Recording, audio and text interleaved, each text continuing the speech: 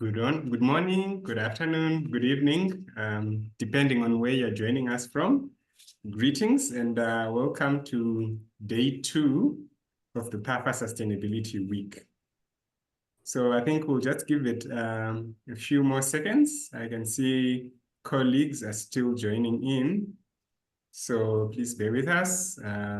We'll just give it a few more seconds, a minute or so, for others to join in.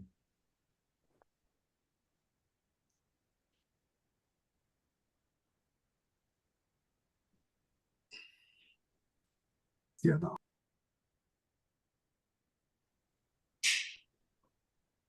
Okay, I think I see people are still joining in. I think while they're joining, there's something that really fascinates me about PAFA events, which is what Muta has just done. Good afternoon, everyone. This is Muta from Zimbabwe.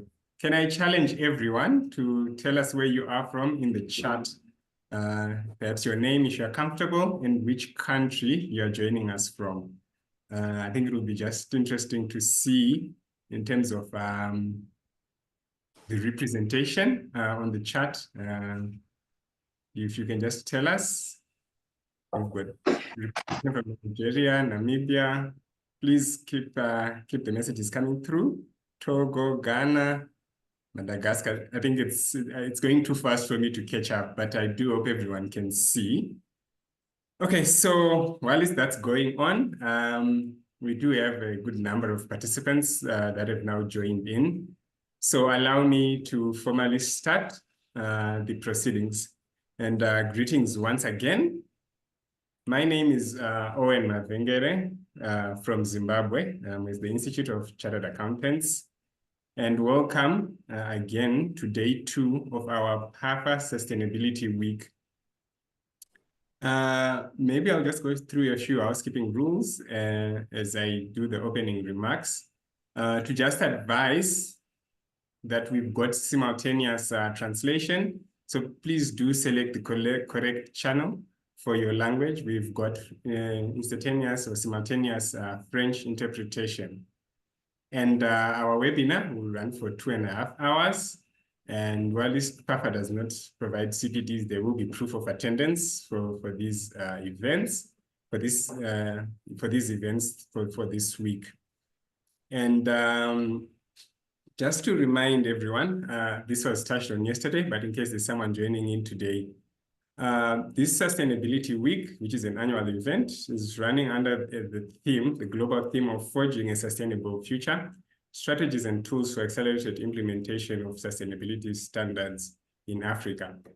Today's session will be focused on the public sector, and we've got a sub-theme of enhancing public sector accountability and transparency, integrating sustainability standards for long-term impact.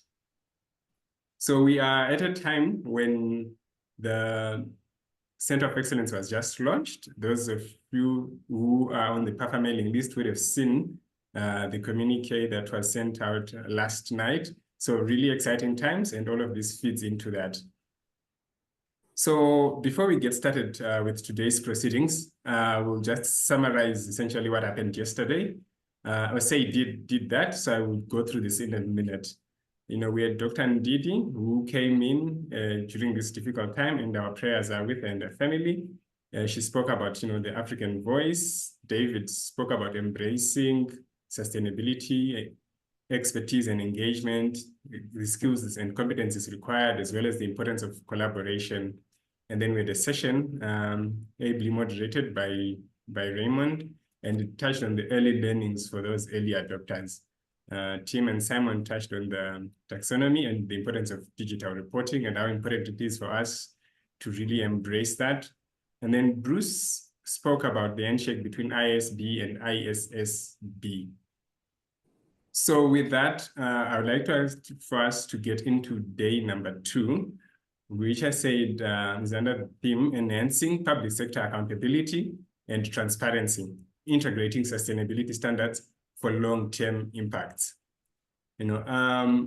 Africa is a very unique place, and we would like to make sure that all our discussions are Africa-specific, while it's being relevant to the globe as well. But with that, I would like to add that even the public sector itself has its own specificities, and would like to have a bit of a discussion around the public sector. For most African countries, I believe the public sector is very, very critical and really contributes quite significantly to the GDP, over and above being the bedrock of that GDP, in the sense that your essential services essentially come from the public sector. So today is really, really an important day, and I cannot emphasize the importance of making sure that the public sector is moving at the same pace as the private sector, if not faster, if that's possible. So ladies and gentlemen, let us engage, let us have discussions. So the chat function, please do enter your comments in the chat, and then let's use the Q&A for the questions. So let's have comments in the chat, and questions, please use the Q&A functionality. That way we'll be able to keep track of them, and our panelists will be able to respond as we go. So without further ado, I would like to introduce our first speaker. The speaker profiles will be shared, so I will not go through those in detail. But our first speaker is Mr. Wala, CPA Jonah Wala, a member of IPSASB. Mr. Wala, over to you, sir. Thank you very much, Owen and Alta, for this invitation. As Owen has said, my name is CPA Jonah Wala. My substantive job is I'm a Director of Accounting Services at the National Treasury, Nairobi, Kenya, and also sit on the board in the Council of the Institute of Certified Public Accountants of Kenya. I'm also a board member of the International Public Sector Accounting Standards Board, together with my TA, CPA Dujina. She should be somewhere here. And of course, we all know that Andrew of South Africa and also Yakuba of Burkina Faso, the three of us represent the jurisdiction called Africa in the IPSASB board. Thank you very much, Owen. This is the second day of the Sustainability Week. I've been asked to talk about understanding public sector sustainability standards, the journey so far. And so without further ado, I'll ask my slides to be put up so that I can go through it. And also want to recognize Dave Warren. Dave is a director at IPSASB. During the question and answer, she'll jump in as required. So the public sector, we are quite thrilled on this sustainability journey. Just go to the next slide.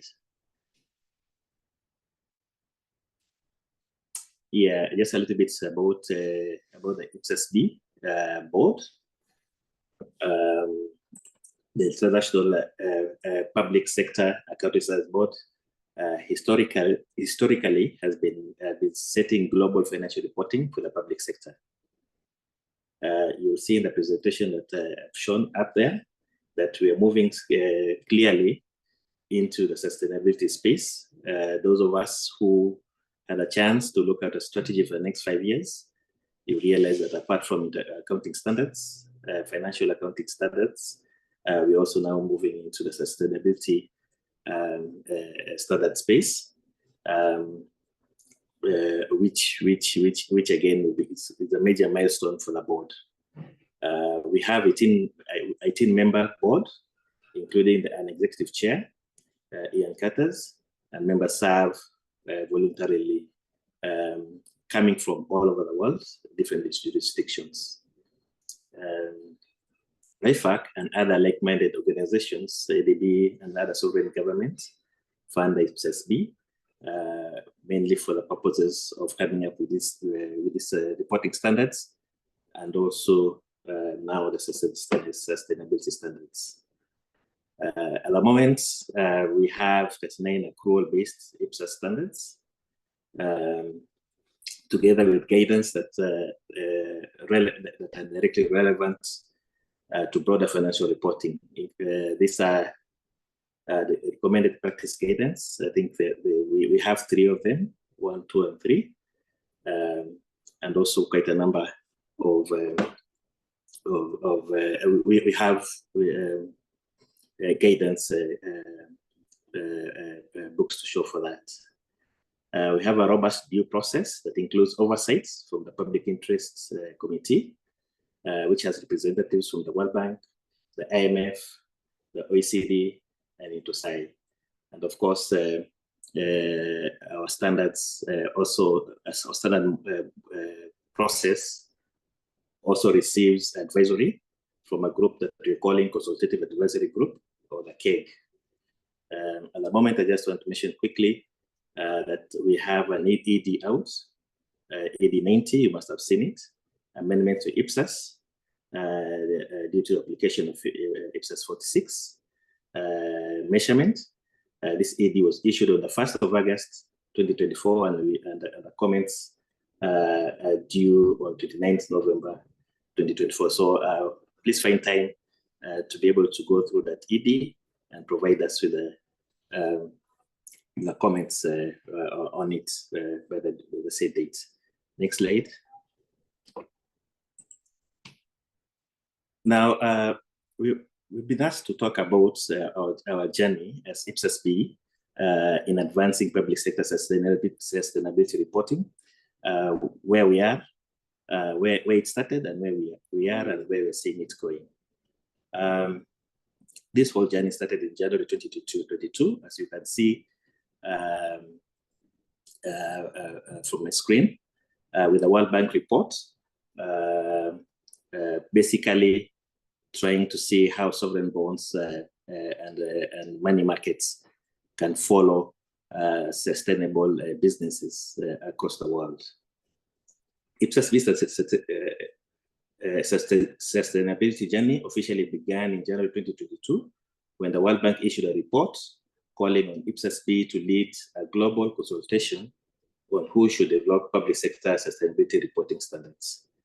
In May 2022, IPSAS-B, we did a consultative paper, most of you must have seen it, titled Advancing Public Sector Sustainability Reporting, whose objective was to evaluate the demand from stakeholders for sustainability reporting, guidance, as well as the degree of support for IPSAS-B involvement in the process, and also the priority areas for the guidance and how this may be approached.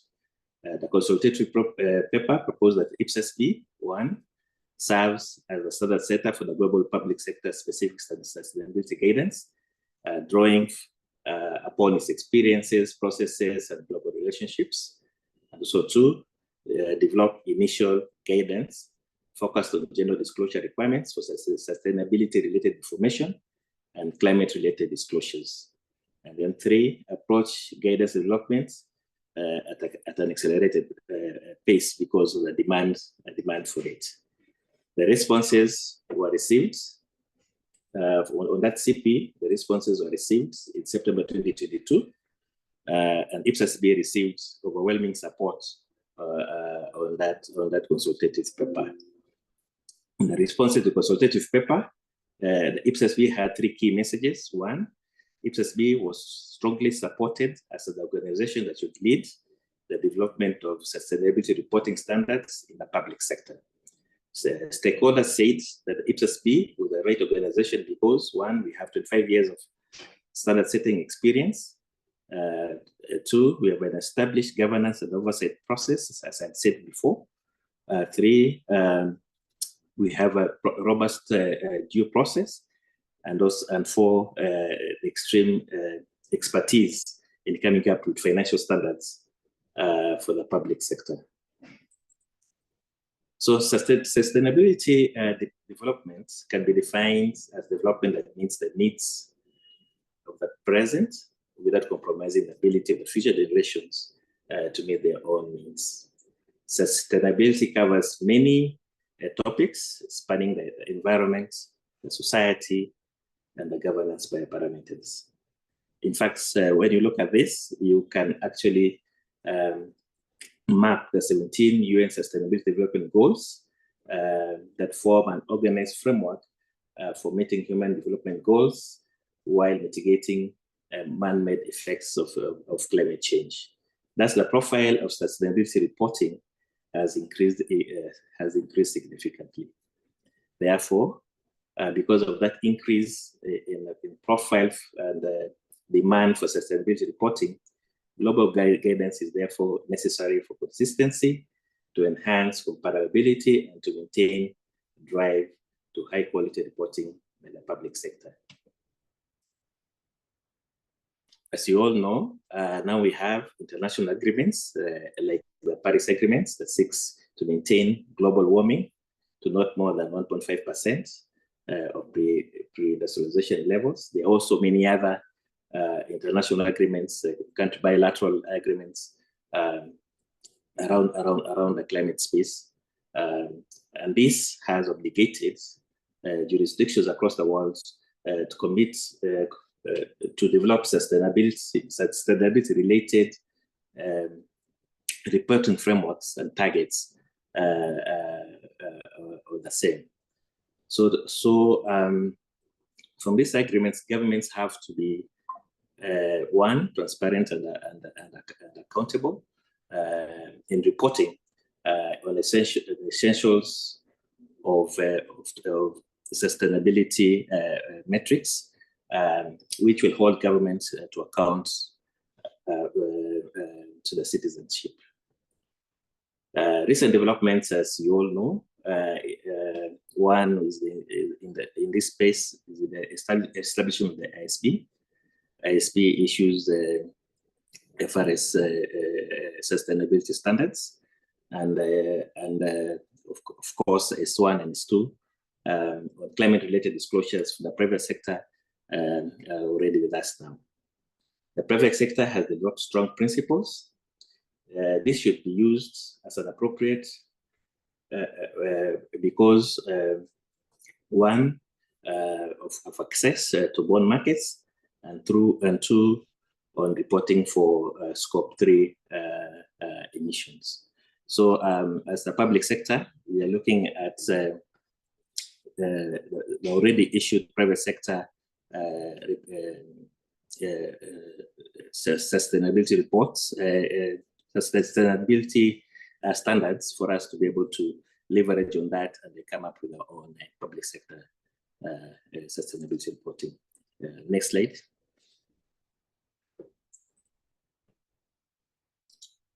In the next slide, I just want to reiterate the need for public sector adaptations.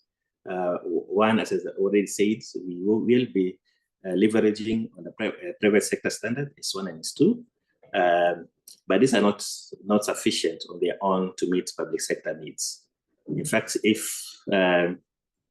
you look at the public sector, particularly governments in the public sector, you find that they have dual roles. One similar to what the private sector has in production, goods and services, and two, the other role is regulatory. And so when you look at public sector adaptation of the public-private sector standards, then you have to consider that. Also in the public sector, we have a multi-stakeholder needs. Our stakeholders are quite varied. Of course, in the private sector, the investor is probably the main stakeholder, but in the public sector, you find that we have multiple stakeholders with different needs, and so when we're doing our reporting, we have to look at all those stakeholders and their needs. Another adaptation, of course, we already have the GRI concepts and standards. Again, when we'll be looking at the adaptation of public sector standards, that will become quite important. So the climate project covers gender disclosures requirements and concepts from FRS 1, which provide foundations for reporting. We are also considering the concepts of impacts from the GRI standards. Among the documents that, as we adapt from private sector standards to public sector standards, we of course will include, as I've mentioned before, FRS sustainability disclosure standards, in particular FRS S2 on climate-related disclosures. We also rely, as you can see on the box on the right, on IPSAS-B conceptual framework, GRI standards, namely the GRI universal standards and climate-related topic standards for the metrics and both local metrics and also industry-based metrics will also be adopted for the public sector as we are carrying up with our standards. The next slide will illustrate how the IPSAS-B expects to develop climate-related guidance in the public sector to address the dual role of government. The extent to which this will align with the private sector guidance and develop unique public sector guidance. If you look at the slide that I've just shown, it shows the government and its relationship to other economic sectors. Of course, as I've mentioned before, the roles, all economic entities have risks and opportunities related to their own operations. The government is the same. We have our own operations, and from it, we have the same concepts of risk and opportunities. And so from that, when you're developing public sector guidance, we can from that we can borrow a lot on FRS S2, which has already been issued. What is different in the public sector is really the public policy role that we play. You can see on the right that addition is what will be key in differentiating between the public sector and the private sector sustainability reporting standards. Of course, we'll start with normally there are targets that jurisdictions across the world have to start with. At the moment, like for instance, as in Kenya, we are signatories of the Paris agreements. Different countries have subscribed differently, but every country, every jurisdiction has a sustainability development and climate goal to meet. Then from there, you examine your own operations, and then if you're in the public sector, then the other there's an extended role on public policy role, which has to be recognized.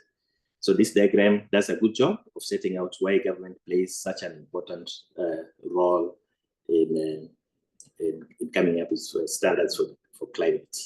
Governments around the world are committed to global frameworks, and these commitments apply to the entire economy. In fact, you'll find in many jurisdictions, the economy is composed of both private and public entities. And so when governments come up with these goals within a jurisdiction, it applies to both private and public. And so S2 covers the private sector. And so what was missing was a standard for the public sector, which as the IPSAS-B board, we are now coming up with. For example, it's not just the government committed to decreasing greenhouse gas emissions by 20%, but it has to commit the entire economy. The government will regulate the private sector organization through its public policy programs. If I can give an example of the country where I am, Kenya has a negligible footprint in the greenhouse gas emissions. But through the Paris Agreement, we have committed to reduce this by 32% by the year 2030. To do that, we have internally here in Kenya a legal framework. Actually, it's an act of parliament. It's called the Climate Change Act to enforce the goals that the government has and the obligations that government has on the commitments to reduce greenhouse emissions by 32% by 2030. Of course, the Act also has a way in which that can be enforced. We have different entities in government, National Environment Management Act, Agency, and so on and so on.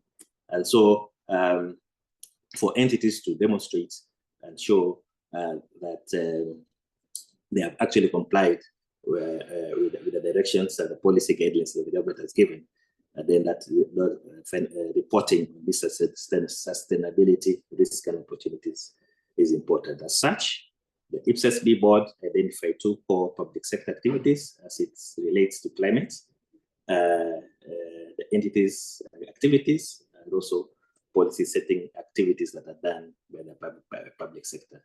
If you look at the entities' own activities, these activities the entities carries on related to its day-to-day operations. It invites members here to think of a school, a hospital, or a water facility. Entities' own activities are those the entity does in order to deliver education, healthcare, water services on a day-to-day basis. Greenhouse gas emissions captured here are the entity's own emissions. So from those processes that these public entities go through so that they can be able to provide healthcare, education, and water, the emissions from that is what we are referring to as the entity's own activities. Then there's a public policy role. The ability to set policies and regulate is a unique role of the public sector. Through legislation and regulations, governments can affect the activities and behaviors of other public entities, private entities, or individuals. For example, governments can enact carbon taxes and energy regulations. It is IPSAS-B's view that policy setting activities need to be transparent in order for good decisions to be made and for the user to adequately evaluate the policies of governments and also hold them accountable. Next slide, please. Again, in the next slide, you'll see the building blocks, the same we saw in development by FRS, so the S1 and S2. Just go to block 1. This is block 1, aligned with the private sector guidance. This view is from outside in. Own operations are not unique in the public sector. These are activities the entities carries on related to its day-to-day operations. These activities, the public sector, the International Public Sector Counter-Science Board, IPSAS-B, concluded that governance, strategy setting, and assessment of its climate-related risks and opportunities are similar to those of the private sector. Therefore, the IPSAS-B is looking to align the climate-related disclosure requirements in the public sector for the entity's own activities with IFRS 2. As I said before, since we concluded that own operations are similar between the public sector and the private sector, then the IPSAS-B's conclusion on that is that for entities that don't have policy as a mandate, then S2, FRS S2 will be quite close in terms of the standards that we're setting. This is because the non-financial disclosures required by FRS 2 to help users understand the impacts of greenhouse gas on future cash flows and enterprise value are the same disclosures a public sector user needs to understand to assess whether the public sector entity can continue to deliver services, share the same information needs regarding the entity's long-term fiscal sustainability, including efficient delivery of services and effective and efficient allocation of resources. Steps B will follow its established alignment process to adapt private sector guidance for public sector needs, including providing application guidance that provides the public sector context. So what we're saying is that for those where their roles are just on operations within the public sector, FRSS 2 will be adapted based on public sector uniquenesses. Let's go to the next slide. Now, this is where the main differences are with the private sector. Calling it block 2, inside out. I think the users are various, both inward looking and outside looking. And as noted earlier in the presentation, the ability to regulate, for instance, policy setting is a unique role of the public sector. Through the legislation and regulations, governments can affect the activities and behaviors of other public entities, private entities, or individuals. For example, government can enact carbon taxes, energy regulations, emission targets for use by both private and public entities. It is the IPSASB view that policy setting activities need to be transparent in order for good decisions to be made and for the user to adequately evaluate the policies of the government and hold them accountable. If I can just give an example, if in the public sector you have an energy regulator decides to move the economy away from burning coal to producing electricity, but burning coal produces electricity to nuclear, wind, or solar, citizens should be able to understand how and why the decisions were made and the impacts they have. For instance, what is the reductions from moving away from coal? Why wind over solar or nuclear? What is the government strategy around these decisions? Where these disclosures may share some characteristics with the existing private sector's disclosures, the expectation is unique principles. Additional guidance will be required to provide users of the information with the appropriate information to make informed decisions and hold decision makers to account. So in IPSASB view, when you come to public sector standards, sustainability standards, I think that the main defining difference will be these disclosures based on public sector policies. And the public sector's role, policy sector role is unique in the public sector, and also the number of users also they're quite varied. Next slide.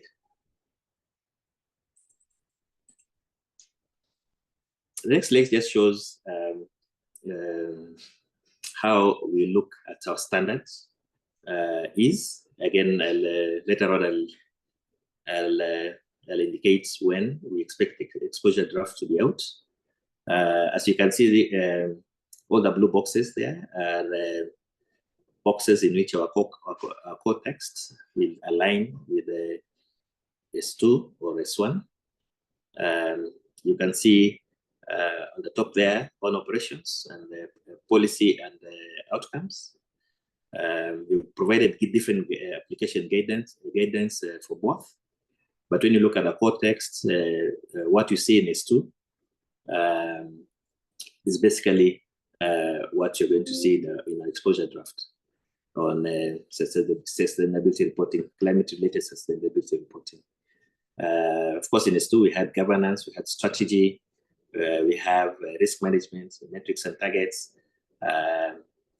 All that, again, you'll be able to see in the context on the exposure draft once it has been approved.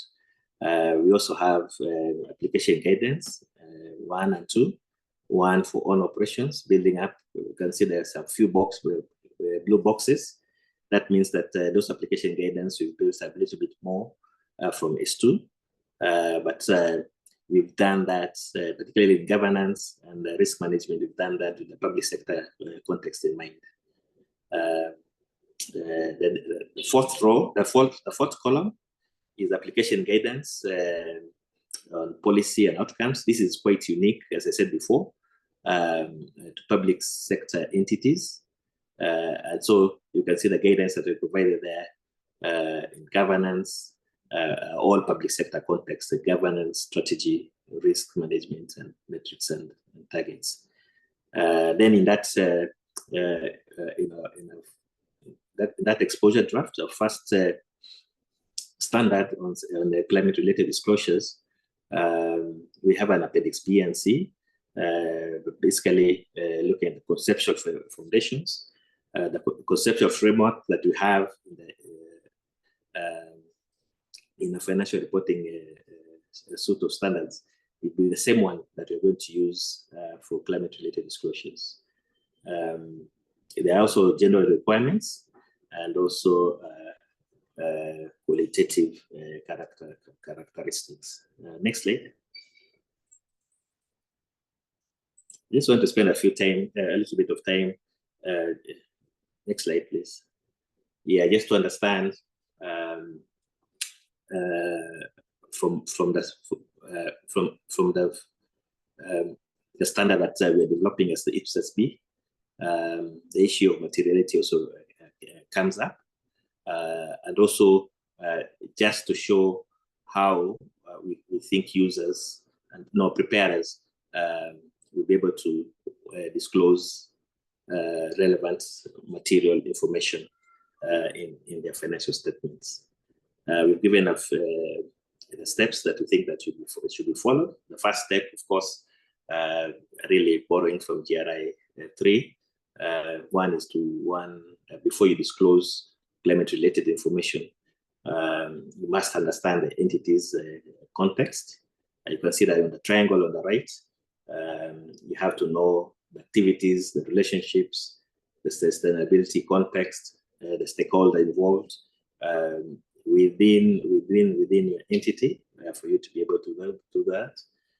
Then, of course, there'll be an overarching national plan. For instance, like in Kenya, we have a plan based on the Paris Agreement.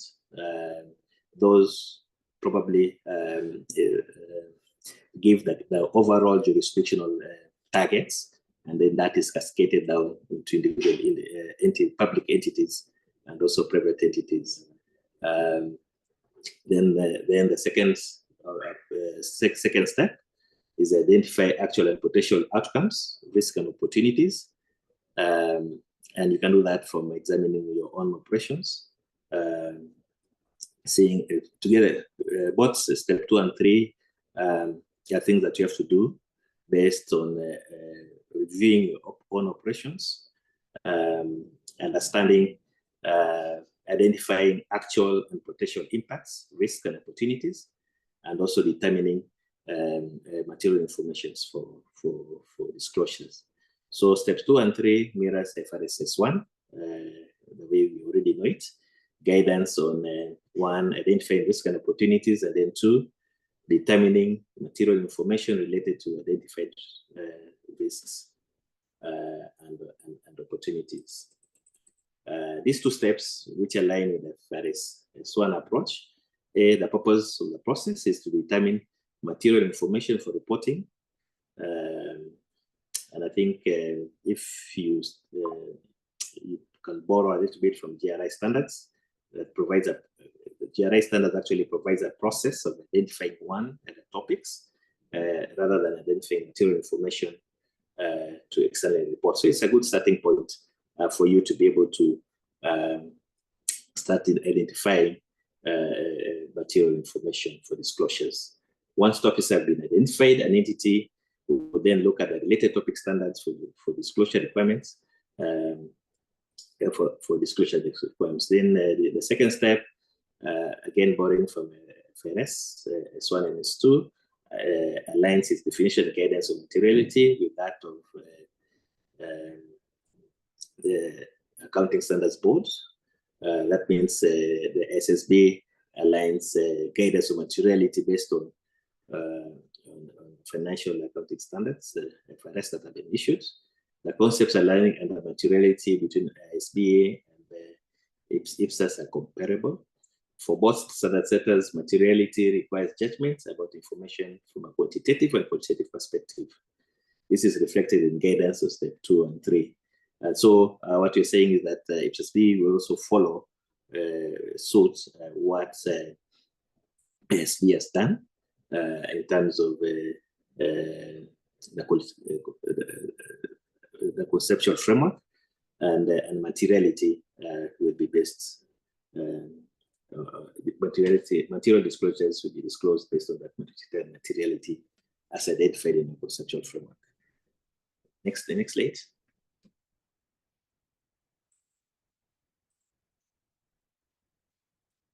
Yes, again, still on the materiality, perhaps I can just invite everybody to read what is in bold there. In the context of climate-related disclosures, information is material if omitting, misstating, or obscuring it would reasonably be expected to influence the discharge of accountability by the entity. So this again aligns very well with the conceptual frameworks given, because IPSAS-B has decided that the users of sustainability reporting information also service recipients and resource providers.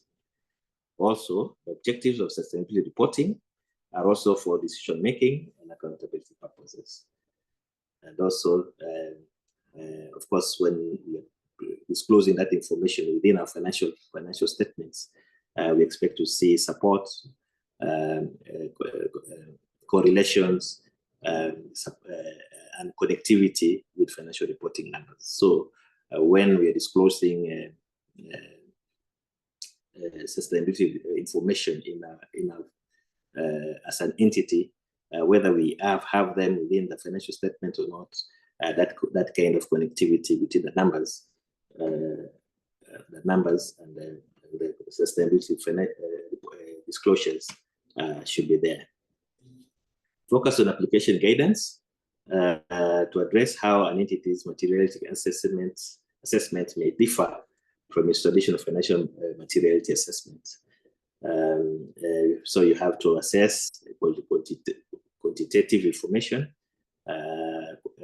particularly those provided by FRS, and also GRI, and also prospective future-related information as per the IFRS. Then next slide. The next slide, basically, we're just showing the far we are, what we intend to do. We did get a project brief approval by the board in June 2023. It is expected in September 2024 that the board's exposure draft on the climate-related disclosure standard should be out. Will be approved by the board for publication and comments. We expect that between October 2024 and January 2025 will be the expected comment period for that standard. And then the second half of 2025 is when we'll have approval of the final standards. So with that, I think I come to an end of what I had today.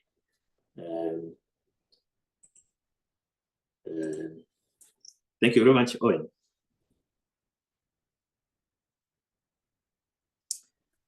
Thank you so much, Mr. Wala, for really taking us through the journey so far. You touched on the background. You started off with, defining where ISB comes from and the background, the journey that we've been so far. materiality. That's always an interesting one, isn't it? Defining what is material and what is not.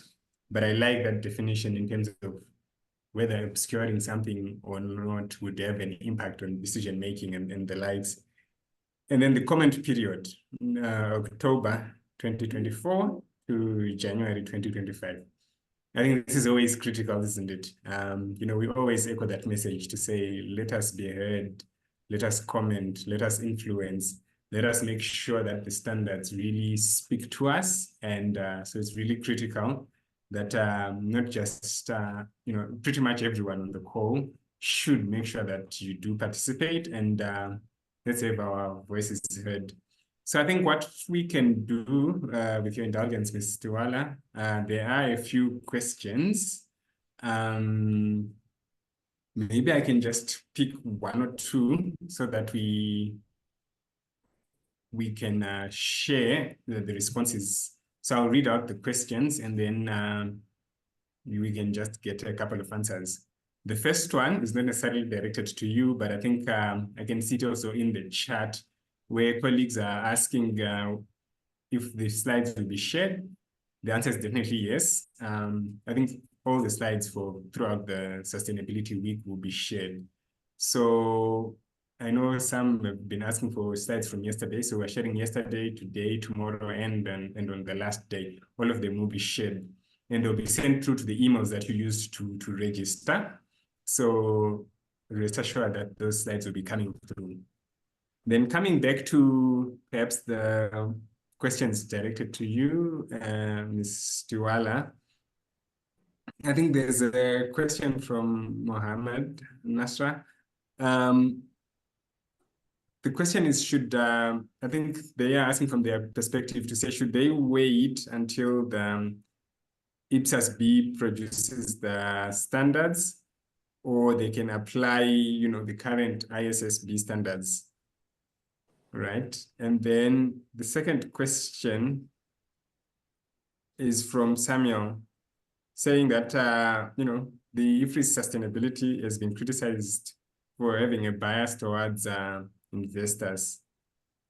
So why is the public sector over-relying on that? I think that will be an interesting one.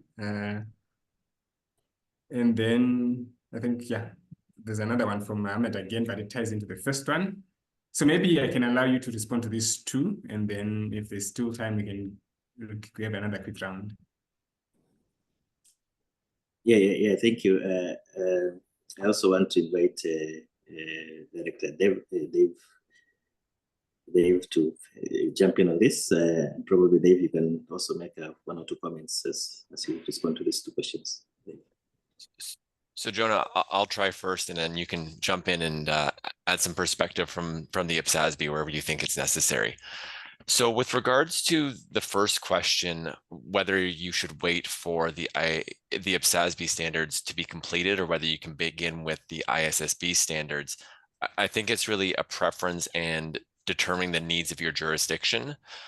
Something that we heard as part of our consultation process, so a couple of years ago, that Jonah alluded to in one of his very early slides, was that what stakeholders appreciated that the IFRS Foundation and the International Sustainability Standards Board did when they developed IFRS S1 and IFRS S2 is that they consolidated guidance across the private sector. So we really tried to take that into account in developing the guidance on the public sector side. We weren't trying to reinvent the wheel where existing guidance made sense for the public sector. We tried to lean on it so that it would be easier for the public sector to adopt where appropriate.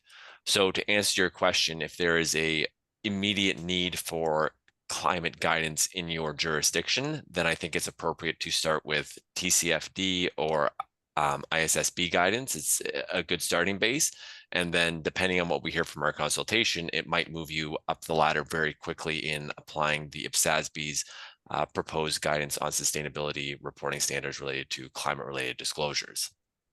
On the second point, with regards to, and this ties in a little to my first question, but the IPSAS-B's alignment with certain aspects of IFRS S2, what the IPSASB really considered was IFRS S2, to your point, really looks at the investor's lens.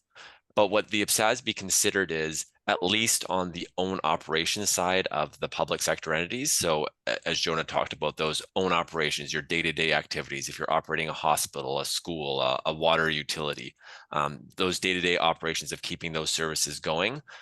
On the private sector side, the focus of IFRS S2 is, to your point, looking at how greenhouse gas emissions impact your future cash flows. And the ups and downs those will create. But what the IPSASB decided was that even though on the public sector side, there wasn't necessarily that lens looking at future cash flows and profit and losses, those same indicators as to the outputs of greenhouse gases from the entity were just as relevant to citizens in determining whether the entity could continue to provide services. So yes, the disclosures are consistent. And like I said, that's for one reason, to make sure there's consistency and the public and private sector are speaking the same language. But more importantly, the IPSASB thought those were relevant for the users of public sector statements, specifically citizens. Yes, and also just to add to what David said, particularly on whether what we can be using in the interim. Of course, the board is very keen. They understand the pressures that everybody has to have these standards out. We have a due process to follow. We need to ensure that these standards are of the highest quality, and so that's why the timelines are what they are. Of course, governments have already committed, and people have to start reporting.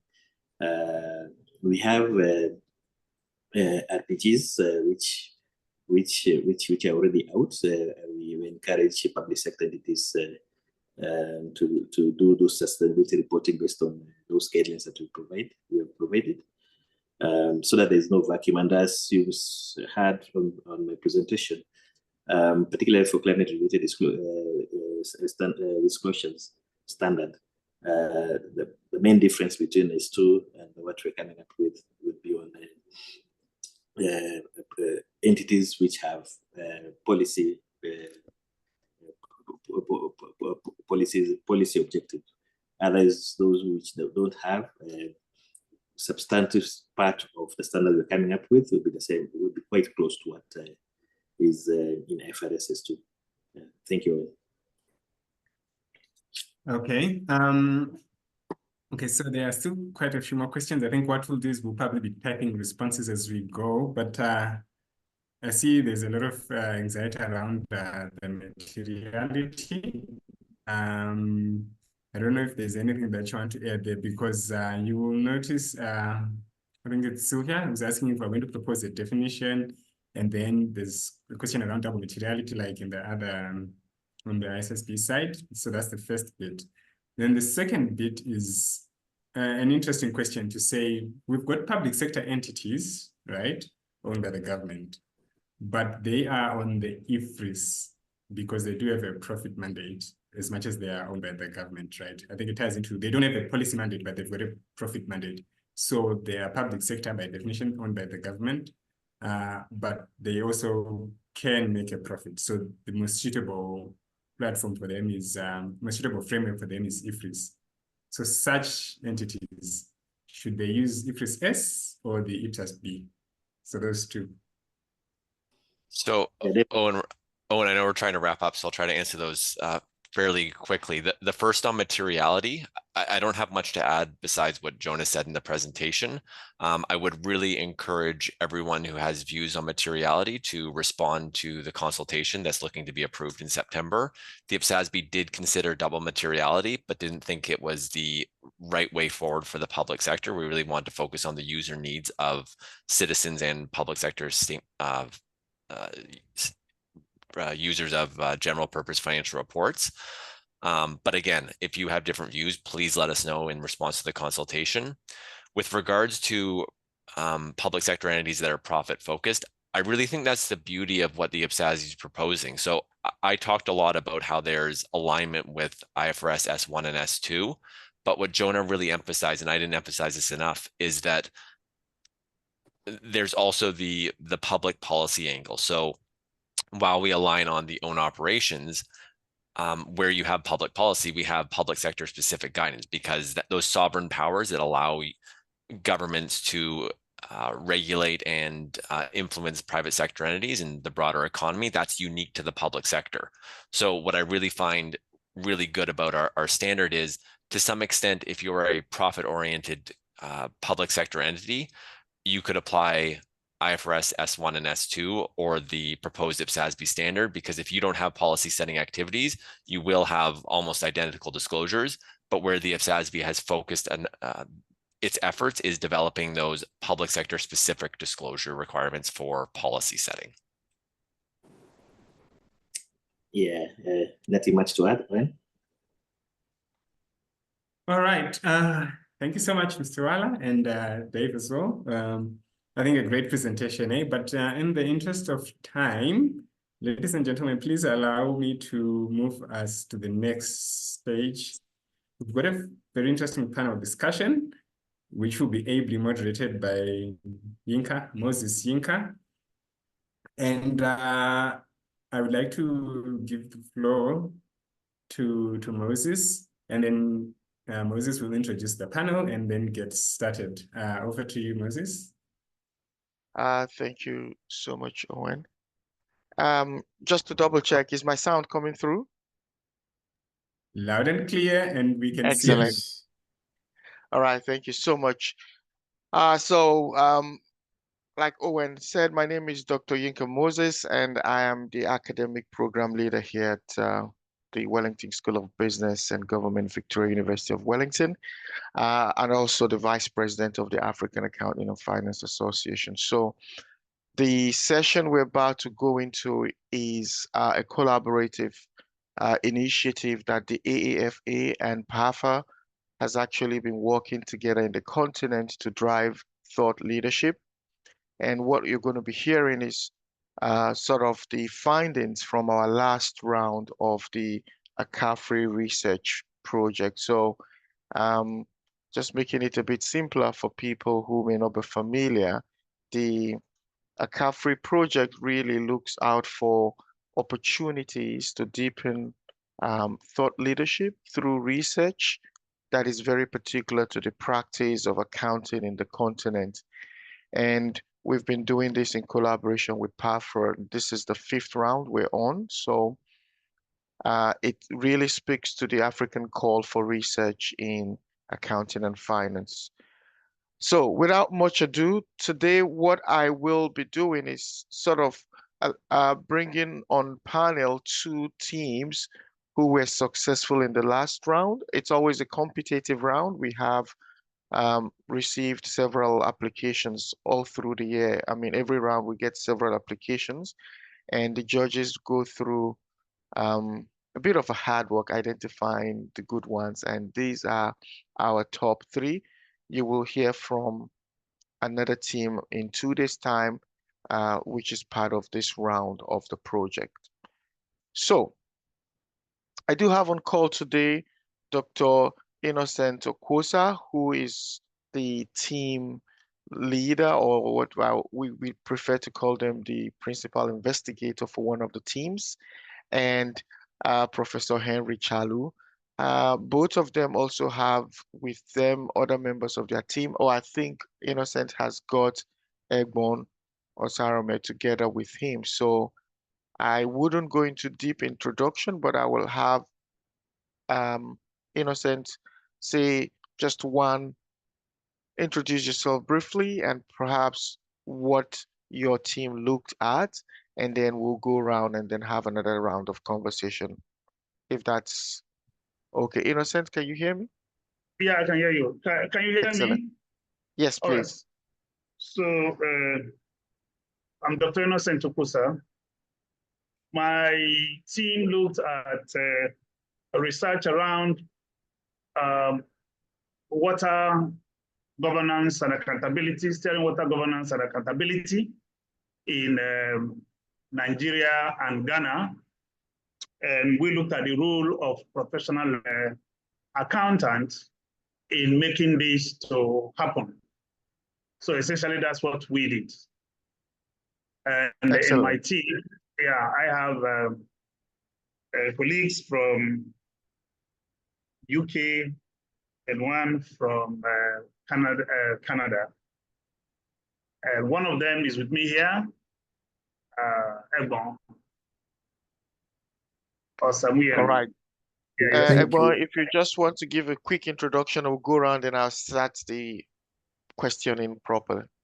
All right, thank you very much, Samuel Egbon. And before I introduce myself, just to quickly state that we also have another colleague on board from Ghana, Shafiq, who collaborated on this project. So I'm Samuel Egbon, I'm assistant professor at the University of Essex in the United Kingdom. So other colleagues who are not here now, Professor Manzi, Associate Professor Messi Denedo, we all worked on this project, and we hope the collaboration and further conversation that we're going to have regarding this project, we'll be able to see the light of this project. So we just hope, thank you very much, the organizers of this talk this afternoon. So we hope that this conversation is going to be rewarding to everyone and also stimulating our own contribution in water accountability, driving water accountability, not just in Nigeria and Ghana, though we focus on Nigeria and Ghana, but we are really looking at how this can essentially take root in Africa, in the African context. Thank you. All right, thank you, Egbon. Professor Chalu Henry, please introduce yourself and a bit of a highlights, then we go into the panel conversation properly. Okay, thank you so much, Inka. Are you all hearing me? Absolutely. Yeah, thank you so much. Nice to see you again. So our project basically was to investigate what are the role of accounting profession and the professional accountants, the role which they can play in the long-term resilience building of the government. So basically, we're interested to see to what extent the accountants help the government to build the financial resilience. And basically, this study was conducted in 3 African countries, Tanzania, Uganda, and Zambia.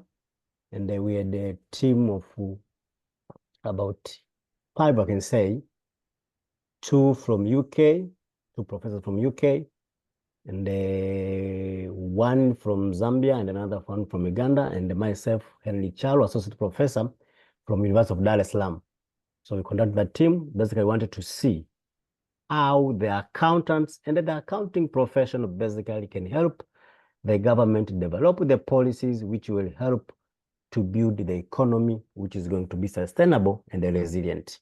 So basically, that's a nutshell of our project. And we selected those countries because apart from like other countries, but they've developed, these are the countries which have implemented large-scale public sector accounting reforms, but they were in different levels. Some of them were still in the cash basis of the IPSAS, others were in the accrual, but also all of them suffered financial crisis. So we thought that it is very important if we can be able to see how the accountants can help the government to build shocks when it comes to financial crisis. Thank you, Ika. All right. Thank you so much. Okay, let's get into the conversation properly. And I'll just kind of give you a bit of a nudge, and then I want you to, provide other people on the call an opportunity to glean insights from what your team was able to do. As you're aware, today's session is more about public sector accountability and transparency. And I'm thinking about it from the projects that both teams kind of did. One question I wanted to ask Team A, which is Innocent's team, is really why should Africa, or why should anybody bother about water accountability? What is it in the first instance? And what sort of empirical insight have you found that can be of value to the profession and practice of public sector accounting with respect to your work? Is there any benefit we can draw from it? And what are those things? So if you can make it short, that will be a good point.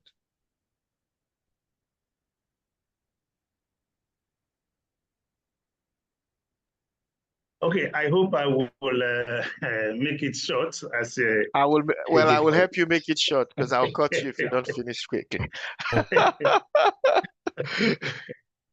All right, so essentially part of our data collection was to speak to accountants to get their insights into what they think about water governance and accountability.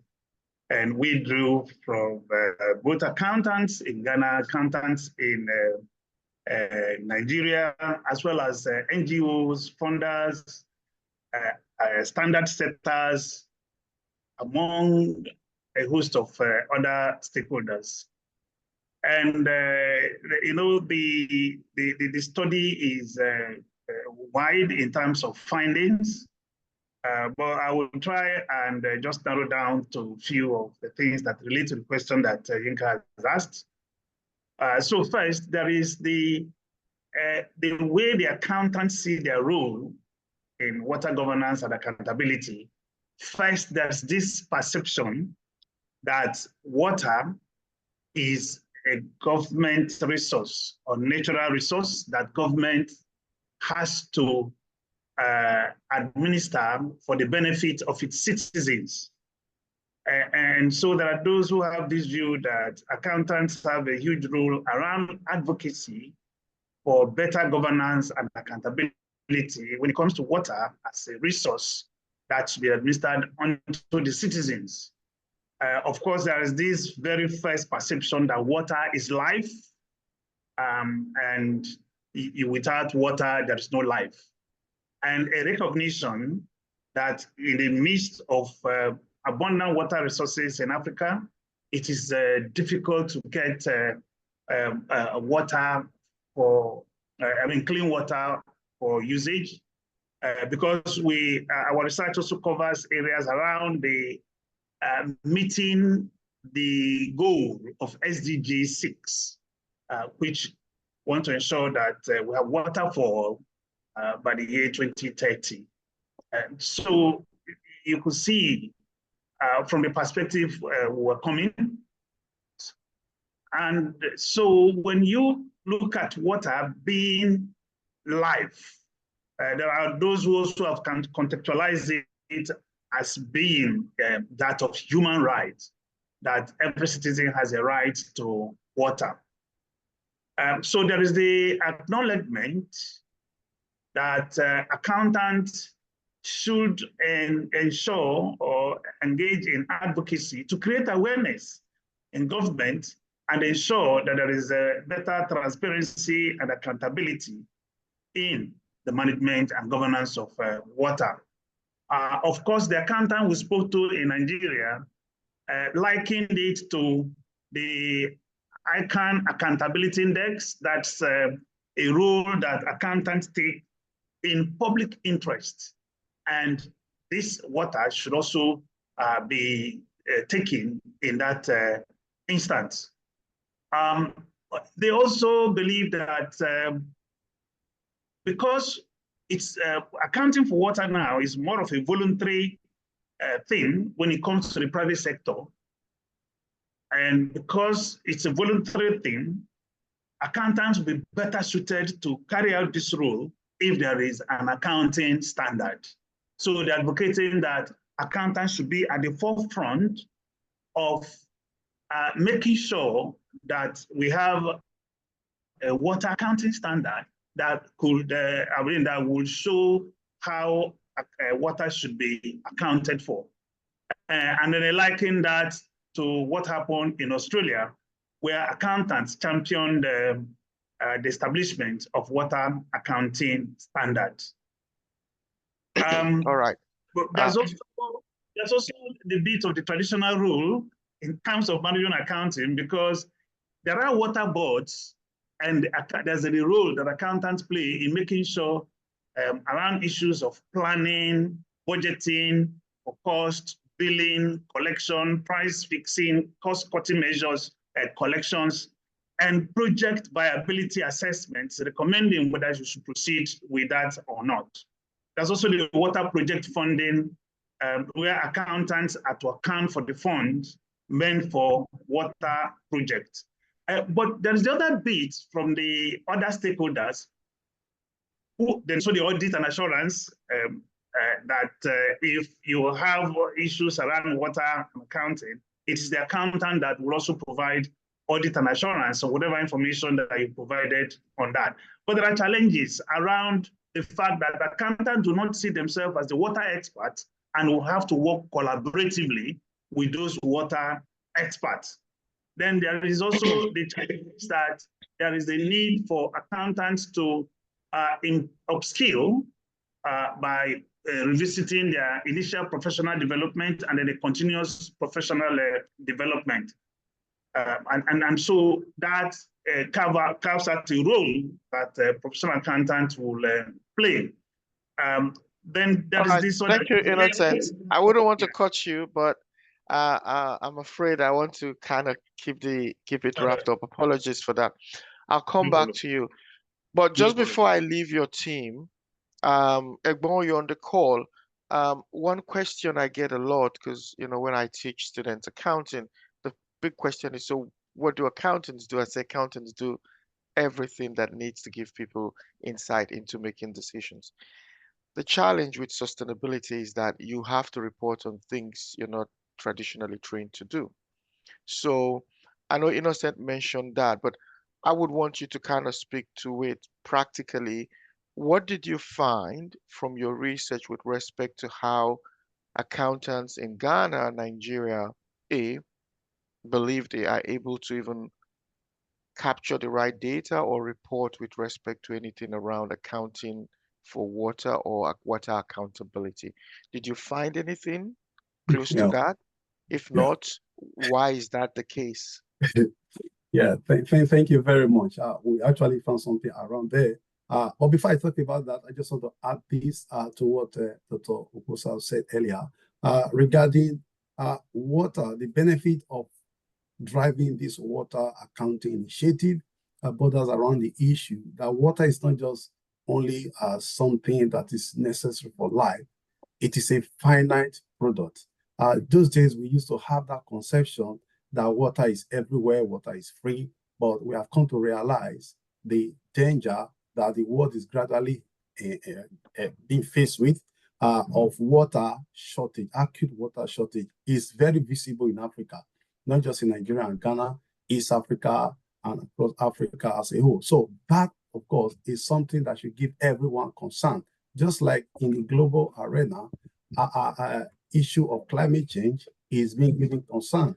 The same thing, water, it should be of concern, particularly to those in Africa. So going back to the question, of course, the accountants, like Inoze also said, some don't see themselves as we have the knowledge, we have the ability to be able to do this. But again, they try to also leverage on the fact that accountants work in collaboration with other team players, because they made mention of things like we carry out sustainability accounting audit assurance. We work with complex entities while carrying out audit and any other accountancy role.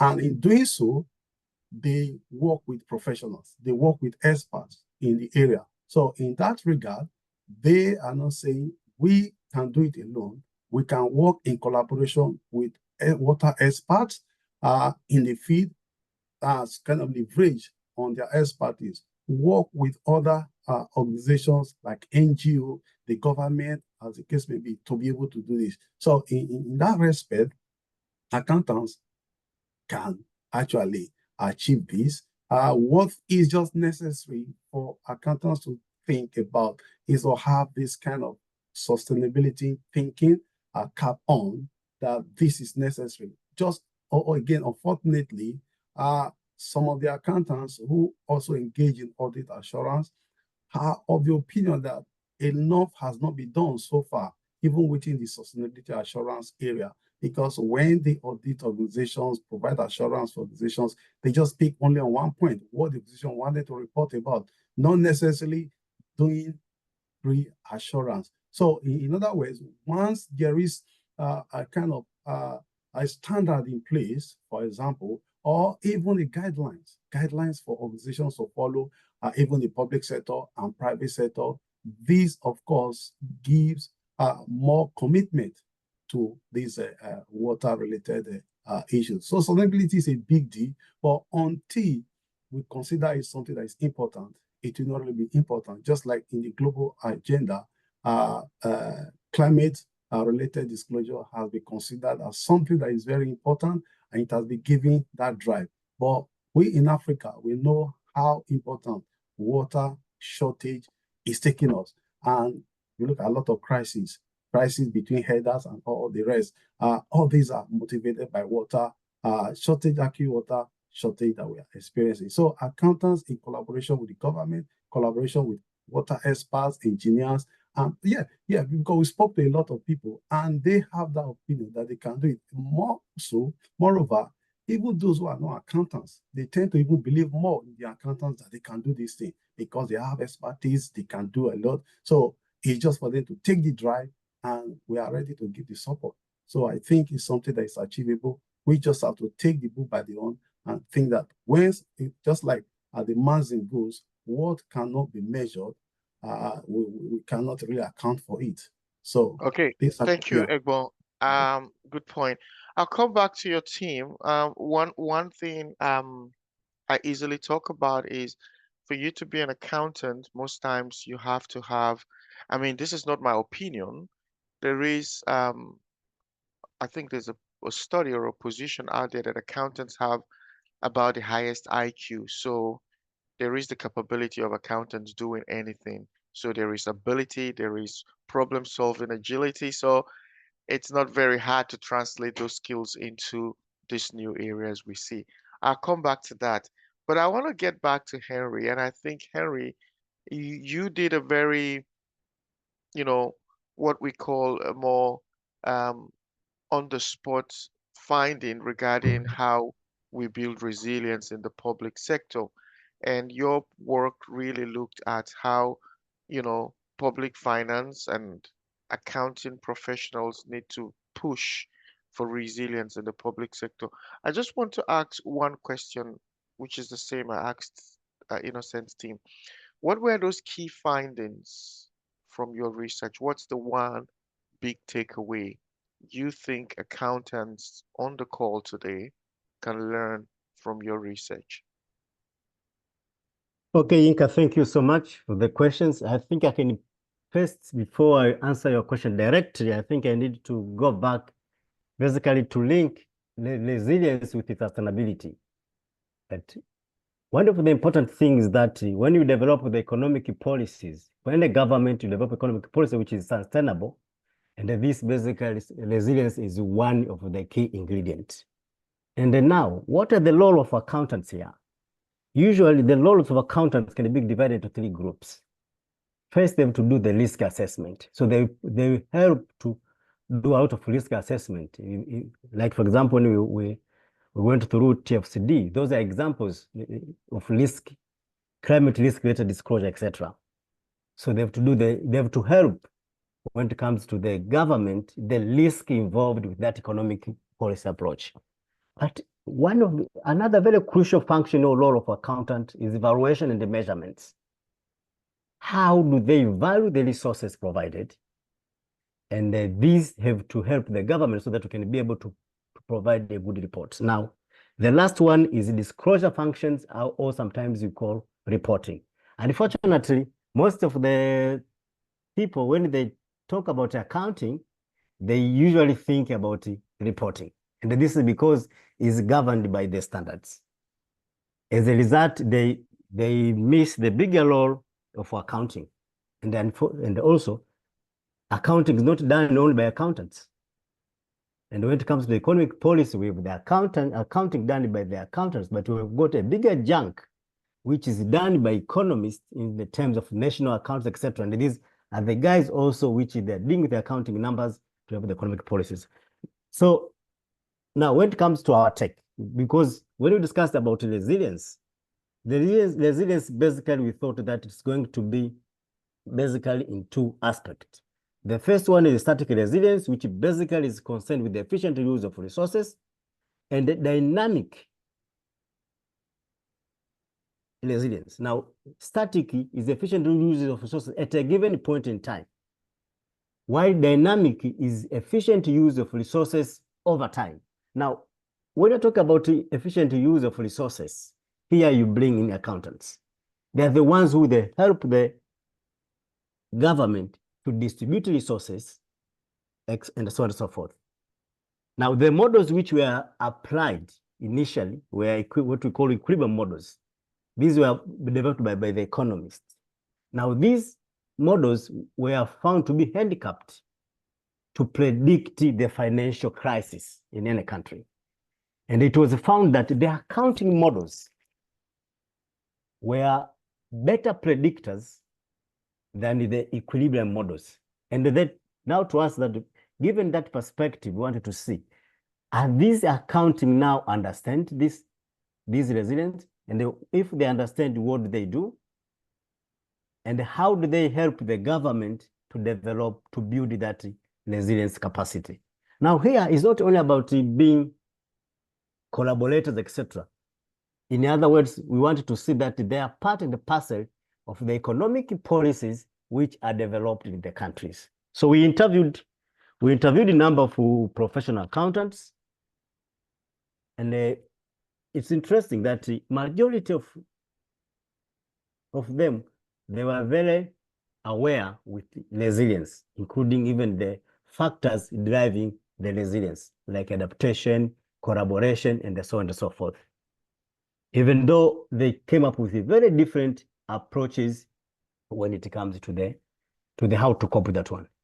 But one of the interesting and the key point which we found is that we found a very limited role of accountants involvement in the development or formulation of the policies.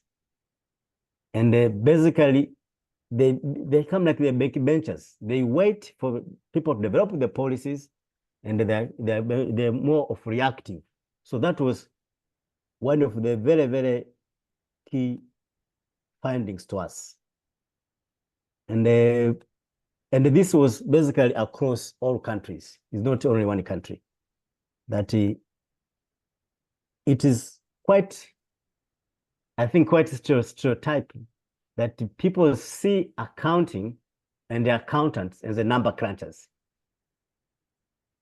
And they don't see that accounting can be a strategic tool in the government, and to help in the policy formulation, and help to build a robust and a resilient economy. So that was one of the key points which we found from our findings. Thank you, in a nutshell.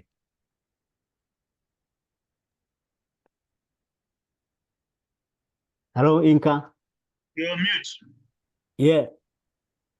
Oh, thank you. I think I can hear you now. I can hear you. Sorry. Yeah. Can you hear me? Yeah, I can hear you. Yeah. Apologies. I was talking to myself for a while. Thank you so much, Henry. And I'll come back to you shortly. But I just wanted to ask Innocent something. I mean, and I'll put you on the spot because you've been president of a reputable PAO. So what is the role? You've been there.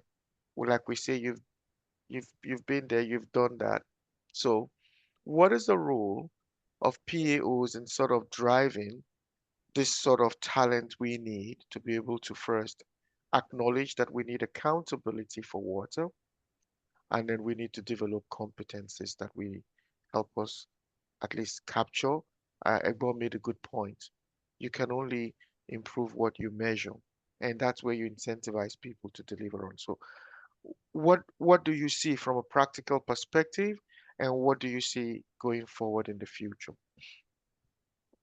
Right. So the real role that PAOs are supposed to play is to, first of all, create awareness among accountants of the importance of this role. Because actually, you'll be surprised that not many people are aware of this issue of water accounting. We interviewed the registrars of the two professional accountancy organizations in Nigeria. We interviewed the registrar of the institutes in Ghana. And in so many organizations where we were trying to gauge the views of accountants, like it was strange to them. What do you mean by water accounting? We have not thought about this. So that tells us that there is a knowledge gap among accountants, awareness, which the profession should first of all bridge. When they bridge this gap, then they move on to the next one, because our research shows that the best way for accountants to play a role, practically speaking, is to have an accounting standard. And you can understand why they are saying this, because it's a standard that governs what the accountant does when it comes to the reporting itself, or accountability, if you want to take it from the perspective of accountability. They need to play by the rules of the game, which is usually defined by the accounting standard. And if they're going to provide assurance, it is also that which the accounting standard has stipulated that the assurance provider ensures it happens. And that's why most of them were of the view that accountants should be at the forefront, working with the regulator to champion the establishment of an accounting standard. But in this also they see a challenge.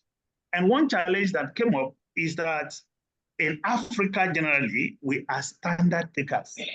You know, the regulators simply adopt the international standards and they don't set the standard themselves. And so there is a role that the professional accountancy organization need to play, coming together, you know, to trigger that as an agenda item within the standard setting, so that the international standard setters could pick it up and then start the process of, you know, coming up with a standard. But it has to be an important thing that the accountancy organization, the PAOs together in Africa, should be able to instigate so that they will pick it up. And that's how the standard can come about. One of the accountants we spoke to is saying, "Look, if we don't have a standard, how am I going to account for that?" And that goes to the question you asked about data. So if we don't have data, or I have a data and the data is not tailored to meet what the accounting standard is saying, how am I going to do my work? So you see, they're all interconnected, and the professional accountants organization have a huge role to play in that. Thank you. Excellent. Thank you so much. I'm just looking at the questions and I'll be taking them randomly. Just looking at one that just got in here, and it says that the knowledge gap may be due to limited sustainability skills among government accountants. There's certainly sustainability skill gap across the globe. I don't think it's a Nigerian thing. But I wanted to ask you, Egbon, you know, all of us on the call, educators, how much of sustainability do you teach in your accounting curriculum?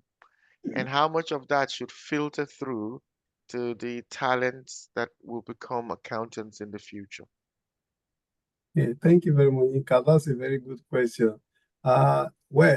We try as much as possible to incorporate sustainability teaching within our curriculum. So in SS, for example, we are already modifying our curriculum to have accounting, two streams of accounting accounting for sustainability, and core mainstream accounting. So, which means we have opportunity to have more sustainability modules integrated within our curriculum. But at the moment, the challenge we also have is that, like in the business school, is that everything is driven by the market. That's where we still need the change has to really come from the professional organizations, because the institutes, the professional accountancy bodies, they kind of accredit the university programs.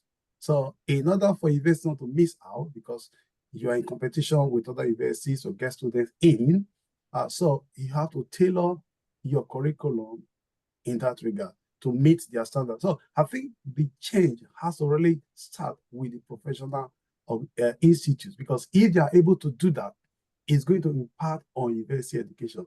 It's only at the master's postgraduate level that you have that level of flexibility that you can include what you want to include.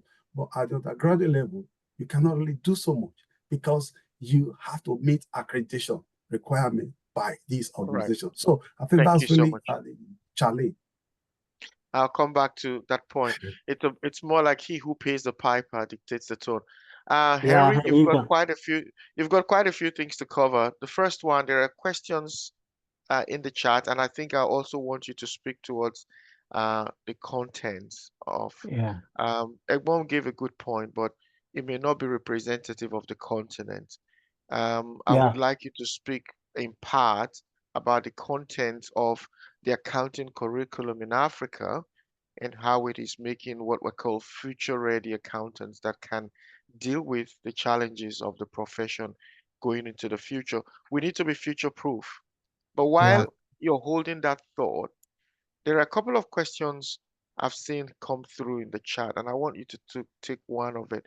I mean, somebody was saying here, it's interesting that accountants are seen as reactive to policy development. What recommendations are there to make accountants have a more proactive role in policy development, especially as it relates to sustainability? So really, what are the rules we have in public sector trying to drive policy? So 2 double-barrel questions. Hopefully you can do justice to them quickly. Yeah, the first one is very interesting about what are our recommendations. That one of the things which we found is that the accountants have to play a proactive role, and one way is that the professional bodies and as well as the universities should make sure that they engage in trainings or curriculums which will help the accountants to understand the issues, particularly the policy formulation issues, and they can be able to contribute. I can say this one, that one of the challenges which we face as an accountant, we develop terms and we leave them, and other people pick them, and they're the ones who try to discuss those terms on our behalf. And then we come again,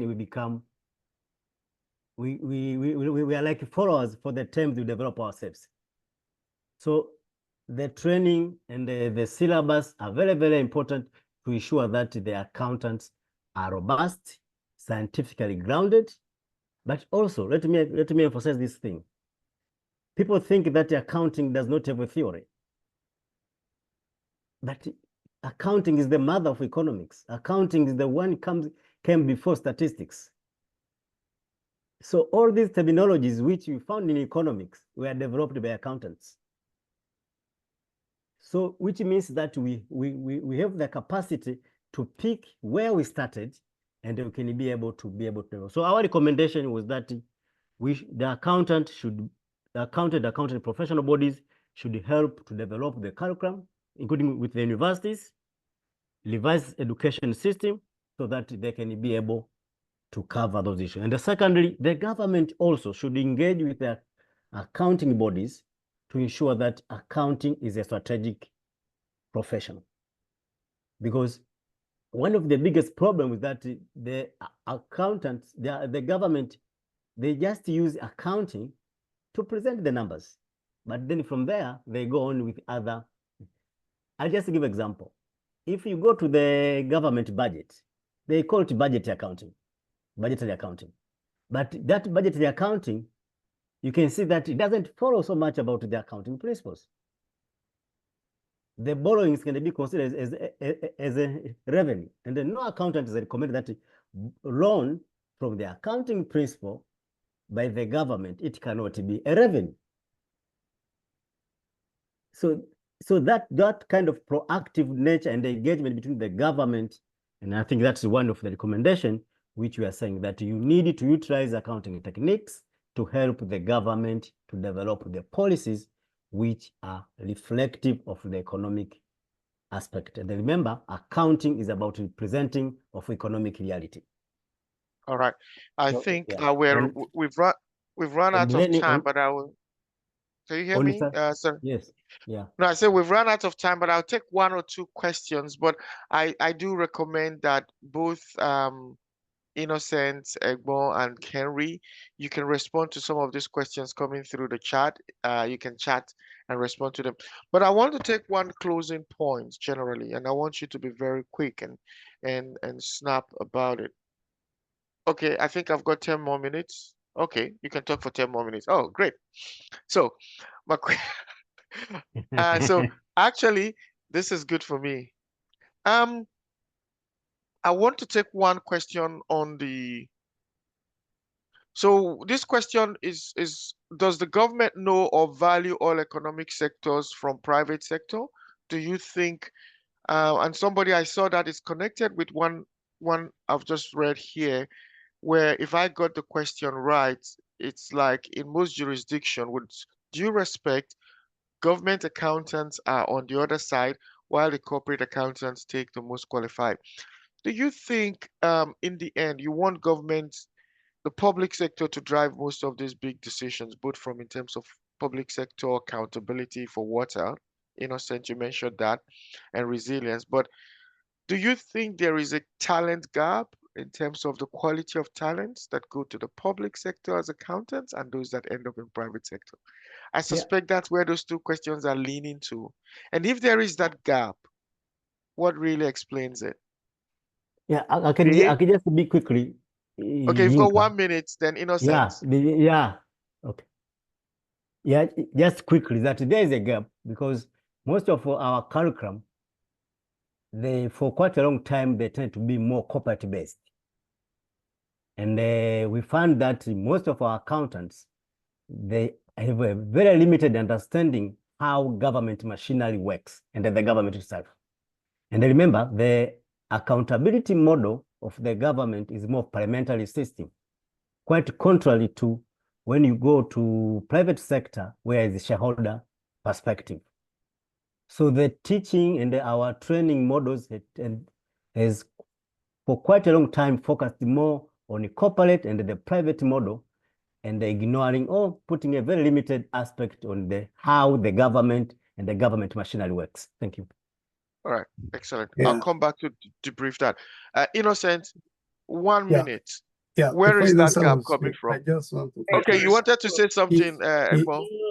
I will be practical about it. And I would say yes, there is a gap. We have more of the talent in the private sector compared to the public sector at a time. Let me put it that way, at a time. And the simple reason is because the private sector remunerates accountants more than the public sector. And so there was a time that ICA members cannot find their way into the public sector because the public sector cannot remunerate them. But I would say now there is a mix within the public sector. And I can also say that we cannot we cannot say that there are no knowledge within the public sector now. There is adequate knowledge of accountants in the public sector, but I think it's the way government business is run compared to the way a private sector business is run. I think that's what is causing the knowledge gap now, I would say. Because within the public sector, we have enough accountants that can drive what also obtains in the private sector. But because of government bureaucracy and the way government business is run, these accountants are not given the opportunity to drive this process. And Okay. that's why we saw the shortfall in terms of the knowledge gap between private and public sector. Thank you. I will give Osas one Yeah, point to say. That comment you just made reminded me of a comment by Milton Friedman. He said, if you give governments the Sahara Desert to manage, there will be shortage of sand.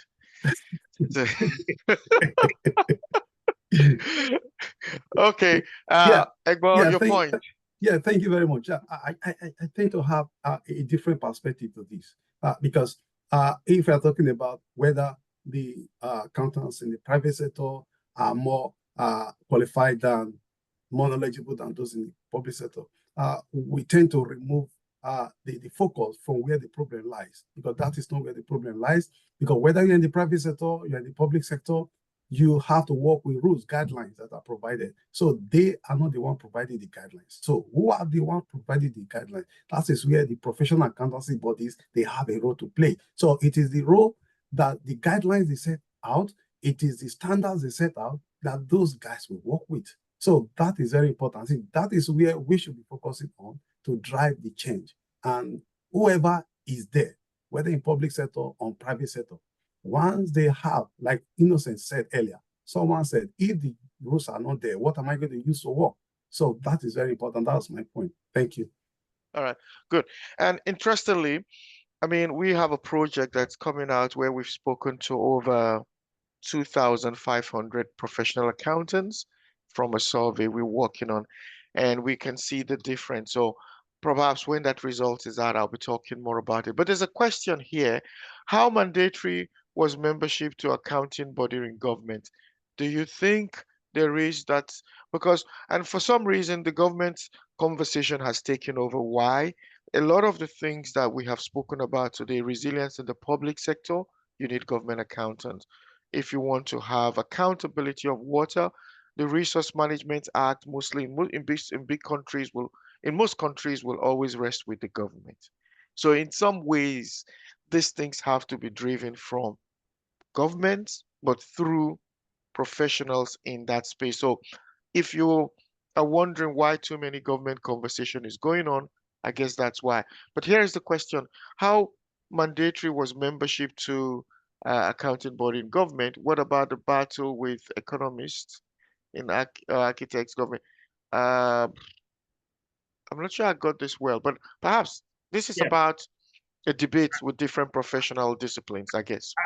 I can throw light on that. So at a point, you don't need to belong to a professional body to work in the public sector, be a public sector accountant.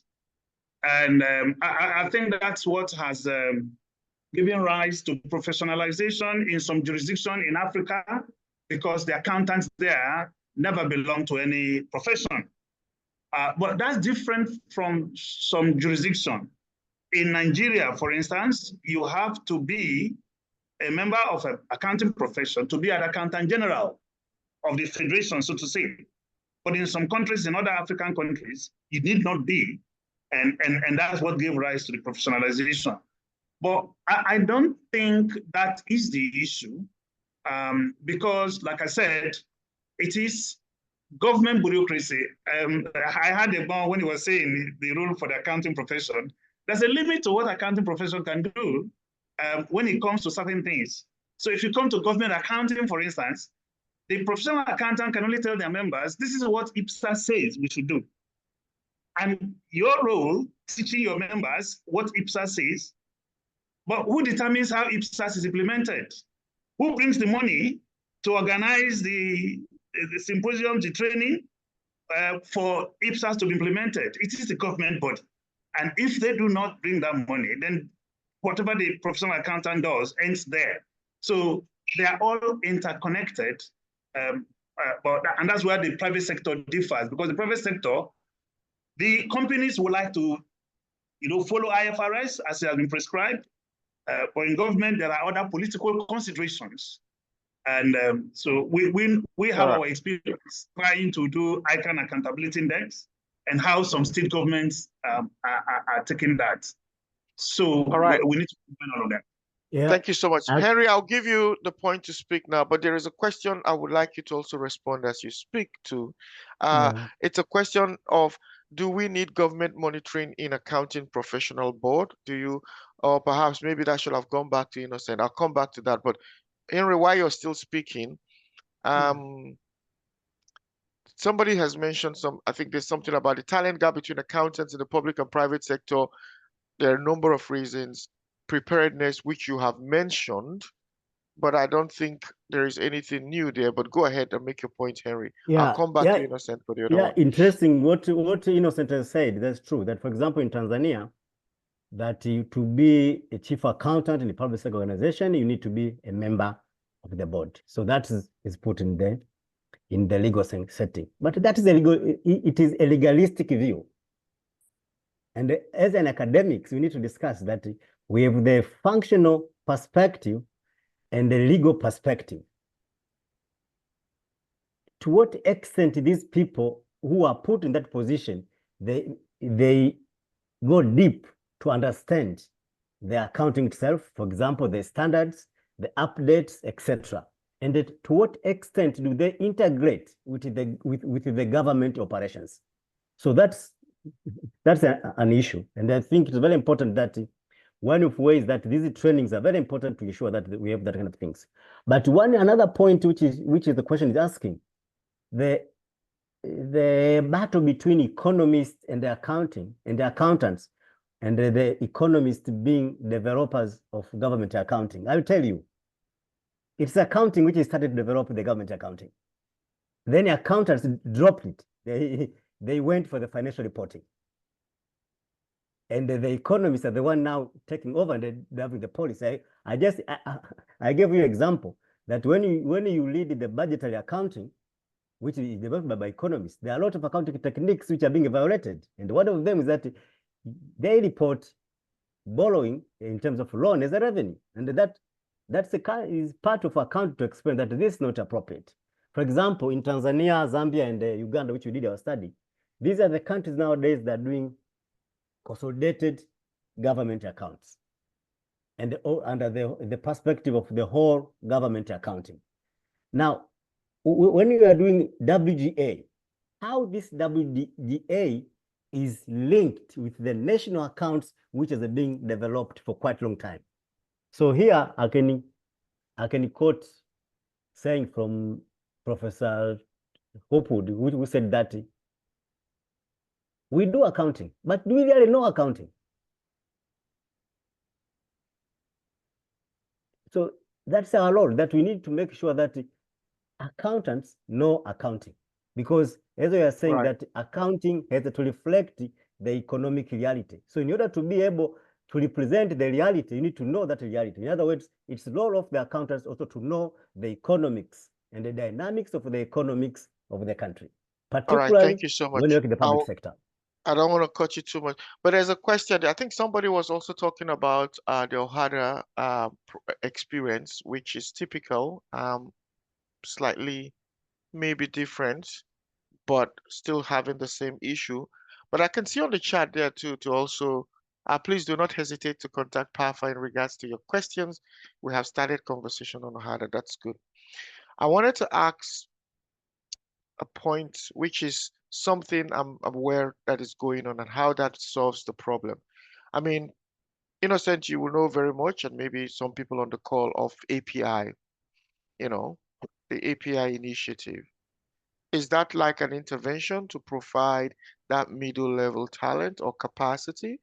If it is possible, I can see it here. Somebody has just said, for example, belonging to a PAO depends on the law of your country. For example, Botswana, the Accountants Act stipulates that if one is offering accounting or accounting related services, they must register with the institute. So it seems like there is a layer of requirements. So it may be okay for you to become anything without necessarily becoming a member of a PAO, but there still should be opportunity to get that skill you need. So is this something that API fills the gap, or is the PAO themselves thinking about how to provide that sort of middle level talent or opportunity of skilling people who may not necessarily be members before they assume their position. All right, so I think what has happened in Africa is that we have PAOs that are very small, smallish in nature, lack resources and capacity to make that happen. In other words, develop people within the public sector to be the professional accountant that should man government accounting. And these are in jurisdictions where you can play the role of accountant without necessarily being a member of a PAO. So there are some African countries where this happens, especially in most French-speaking West Africa, where you have in a country 150 members as a qualified accountant. So they likely don't have resources to even administer their own internal professional examination, not to talk about developing capacities for them qualifying to be chartered accountants. And these people happen to be in government playing the role of accountants. So I think that's where the API has come in to fill that role, bridge that gap, that you do not belong to any accounting profession, but you're playing the role of accountant, and you're not necessarily a professional accountant. So the API fills in that gap, and this is where I commend PAFA for that initiative, and I think they're doing a very good work. I didn't see this picture before, and I used to ask the question, so what is API doing? But I think I understand it better now because it suits some countries. But there are some other countries where the PAOs are well developed, and therefore you can't, like I said, operate in the public sector without belonging to the profession. So in those countries that I talked about, where you can work in the public sector without being a member of the profession, and the professional accountants, they do anything? Likely not, because they lack the resources. And this is where PAFA's intervention is helping those PAOs, but not in some jurisdictions like the big 6 PAO within PAFA. In such jurisdiction, the PAO can actually intervene that if you are in the public sector working and you don't belong to the profession, the PAO can actually make you to belong to the profession. But in those places where they are not able to do so, the PAFA's intervention is doing some good work, and then we commend PAFA for that. All right, that's a good point. I think as somebody who has both written and qualified in Africa and overseas, I think one advice I'll give POs in Africa is to reduce, well, I wouldn't say reduce, but reconsider the very stringent requirements you put on the hurdles to get people into professionalization. In the end, it may limit the potentials of people, the interest of people coming up. I can see Owen on the screen, so that's a signal for me to get out of here. But before I do that, one last comment. You've got 30 seconds, all of you, to give a last comment. Egbon, you've been quiet the most, so let's hear from you. Really, what is your one takeaway? What's the advice? Maybe while we are doing your 30 seconds, anybody can speak to this. Somebody, I think Sylvia Temu put a call there to say academics do not even engage in public sector research. And so basically, we talk about people follow the money. If there's no funding in public sector research, people wouldn't do it. So if there's only private sector, so what say you? Why don't you have a lot of people doing public sector research? But anyway, so this is general question. You guys are in a position to answer that. So I do public sector research, but not in that scale.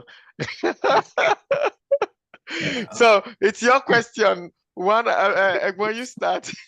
Yeah, access to data is very important. In public sector, it is easier for CAMET to pass through the needle than sometimes for you to have access to speak to anyone. They think you are coming to investigate them. So it's a big problem. So basically what I will say in conclusion is that accountants, we have to build synergy with other organizations, NGOs, the government, in order to be able to get this thing done. But one thing I want to also emphasize on is the issue, because if you are talking of accountants, academic accountants, not a kind of collaborating with practicing accountants is this issue of kind of base detachment. How do we bring them together? One of the ways to bring them together is having a steering committee, sort of to be able to engage in conversation. Because if you look at the conventional financial reporting today, and even sustainability reporting, it still boils down to the influence of steering committee. If I remember the Sutherland Committee of 1975, some of the propositions there are some of the things that we are now seeing in sustainability reporting, CSRO, and all those trying to extend the conventional mainstream financial reporting. And we can see that that is a legacy that is still, even though it was not taken on board at the moment, but in the future, the things that became very useful. So having a steering committee, I think PAFA can take a lead in that regard, bringing academic accountants and professional practicing accountants and other relevant stakeholders to discuss some of these issues, not necessarily only water accounting related issues, but burning issues that are very germane to African continent, because we have our peculiarities. Because the world, global, yeah, okay, thank you. Thank you, Ogbon, so much. I'll come back to that. Somebody asked the question, what is API? API is African Professionalization Initiative. And I think I'm trying to drop the chat, put it in the chat, but since I don't have a chat access, if somebody can put that in the chat, that would be good for people who want to find it. All right, closing statement. Henry? Yeah. Henry, you come last. Let me give it to Innocent first. He's going to waste my time. So, Henry, you come last. Innocent, 30 seconds. Yeah, I'll try and make it short. So I will simply say that the development in the accounting profession, whereby we are now seeing the lines being blurred, the lines being breached. Before we used to have a clear demarcation between financial reporting, sustainability, social and environmental, but what we have now seen is that they are all merging together, and it's moving so rapidly, both in the private sector and in the public sector. And accountants are being looked upon to come forward and lead in this discussion. So as accountants, let's not step back, but let's step forward. We've seen that there are some knowledge or skills that we already have from what we are currently doing that we can bring forward into this space and then lead. Because with accountants coming to lead these, we will sanitize that space and make it more useful to all stakeholders concerned. So please let's rise up to the call. Thank you. Thank you so much. And I think thank you, Alta and Lebo. They've put that chat there for those who want to get a bit of updates on API. Henry, closing point. Yes, thank you so much, Yinka. I'll just be short, but getting from Innocent and Ibon, one of the interesting points is that when it comes to accounting, there are switching roles.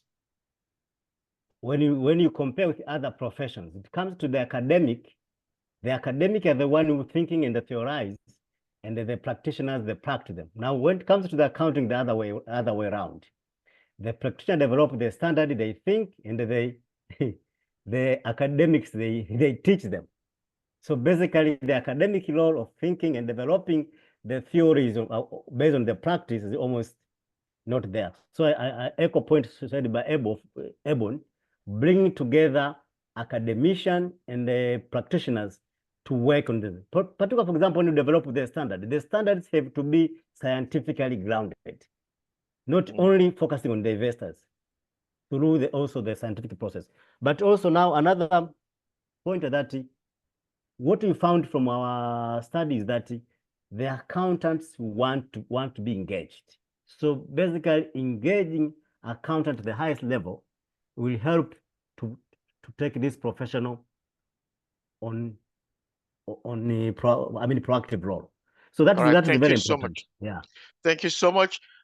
We've really overstayed, and I thank you, Owen, for the extra time. I just want to thank all of you, Dr. Innocent Okosa, 59th president, and I know you're enjoying your retirement now. You must be in the Bahamas or somewhere. And Henry and Egbon, it's been a great opportunity and pleasure talking to all of you. For everybody, Thank you so hopefully much. this is Thank helpful, you. but I'm happy to be of help in any time. All right, thanks, Owen. That's all from me. Time to sleep now. It's 2 a.m. in New Zealand. Wow. Have a Good nice night. dream. Good night. Thank you so much. It's midnight in China. And good night to you too as well. Thank you so much, colleagues, Yinka, Innocent, Henry, and Okpong. I think Olta's comment captured this very well. What a lively and interesting panel conversation, expertly moderated by Yinka. So thank you very much, colleagues. So without further ado, we're now running slightly behind schedule. We got carried away because of how exciting that conversation was. I'd like to invite to the virtual podium Sam to come in and Sam Karanja to come in and give us a case study, from his perspective under Ken Jen in terms of best practice for Africa. Sam, over to you.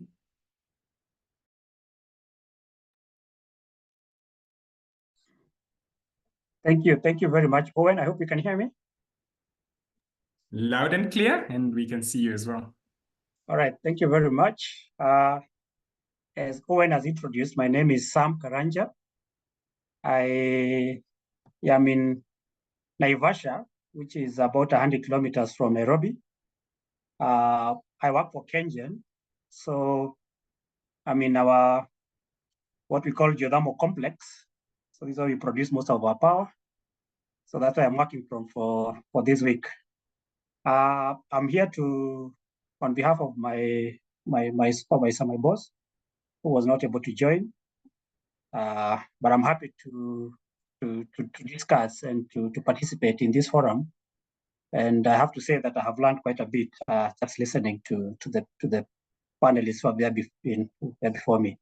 So I've been asked to discuss or to talk about Kengen and basically what we are doing in terms of sustainability. We are a public company,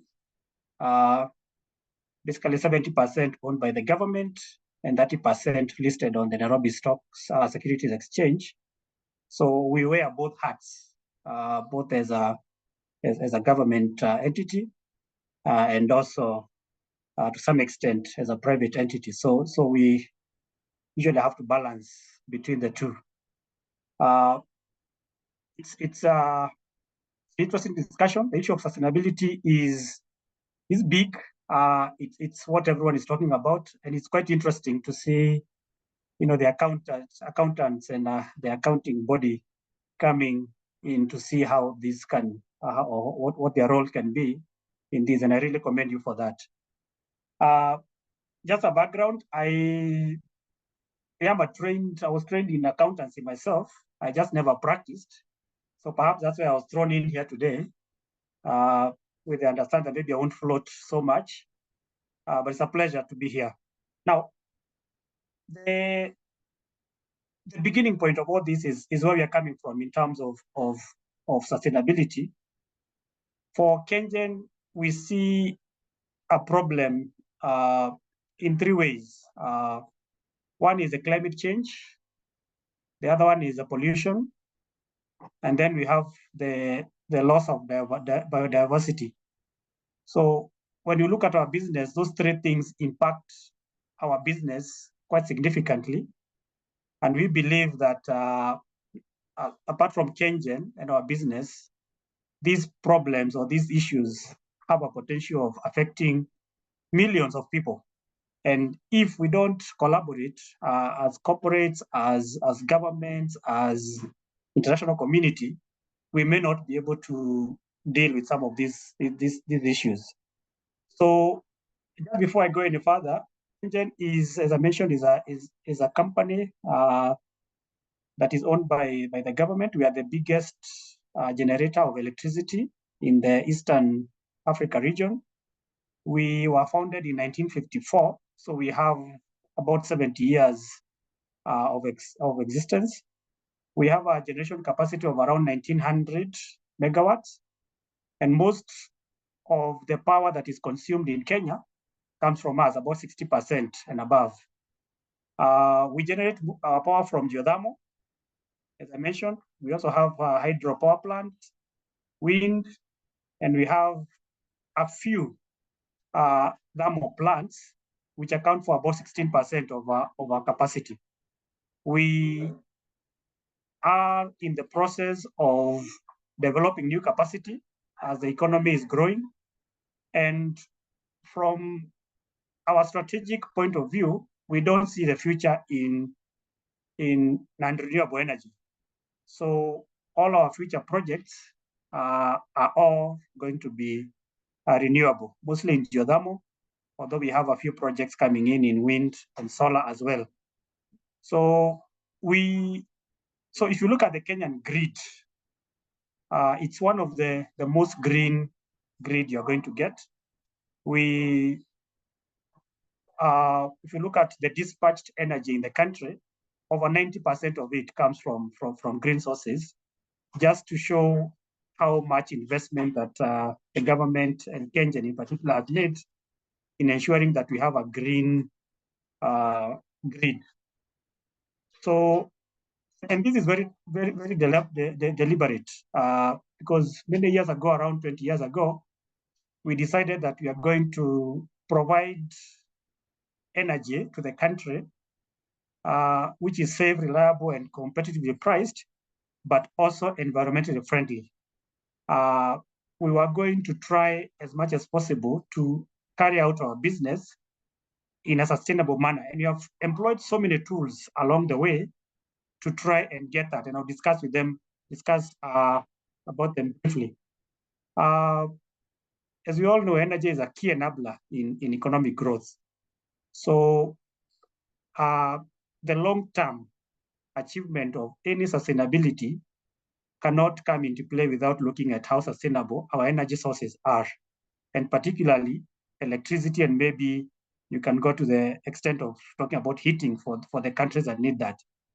So we have been very instrumental and very deliberate in meeting and trying to meet the goals of the UN SDGs, particularly SDG 7, 9, 8, and 13.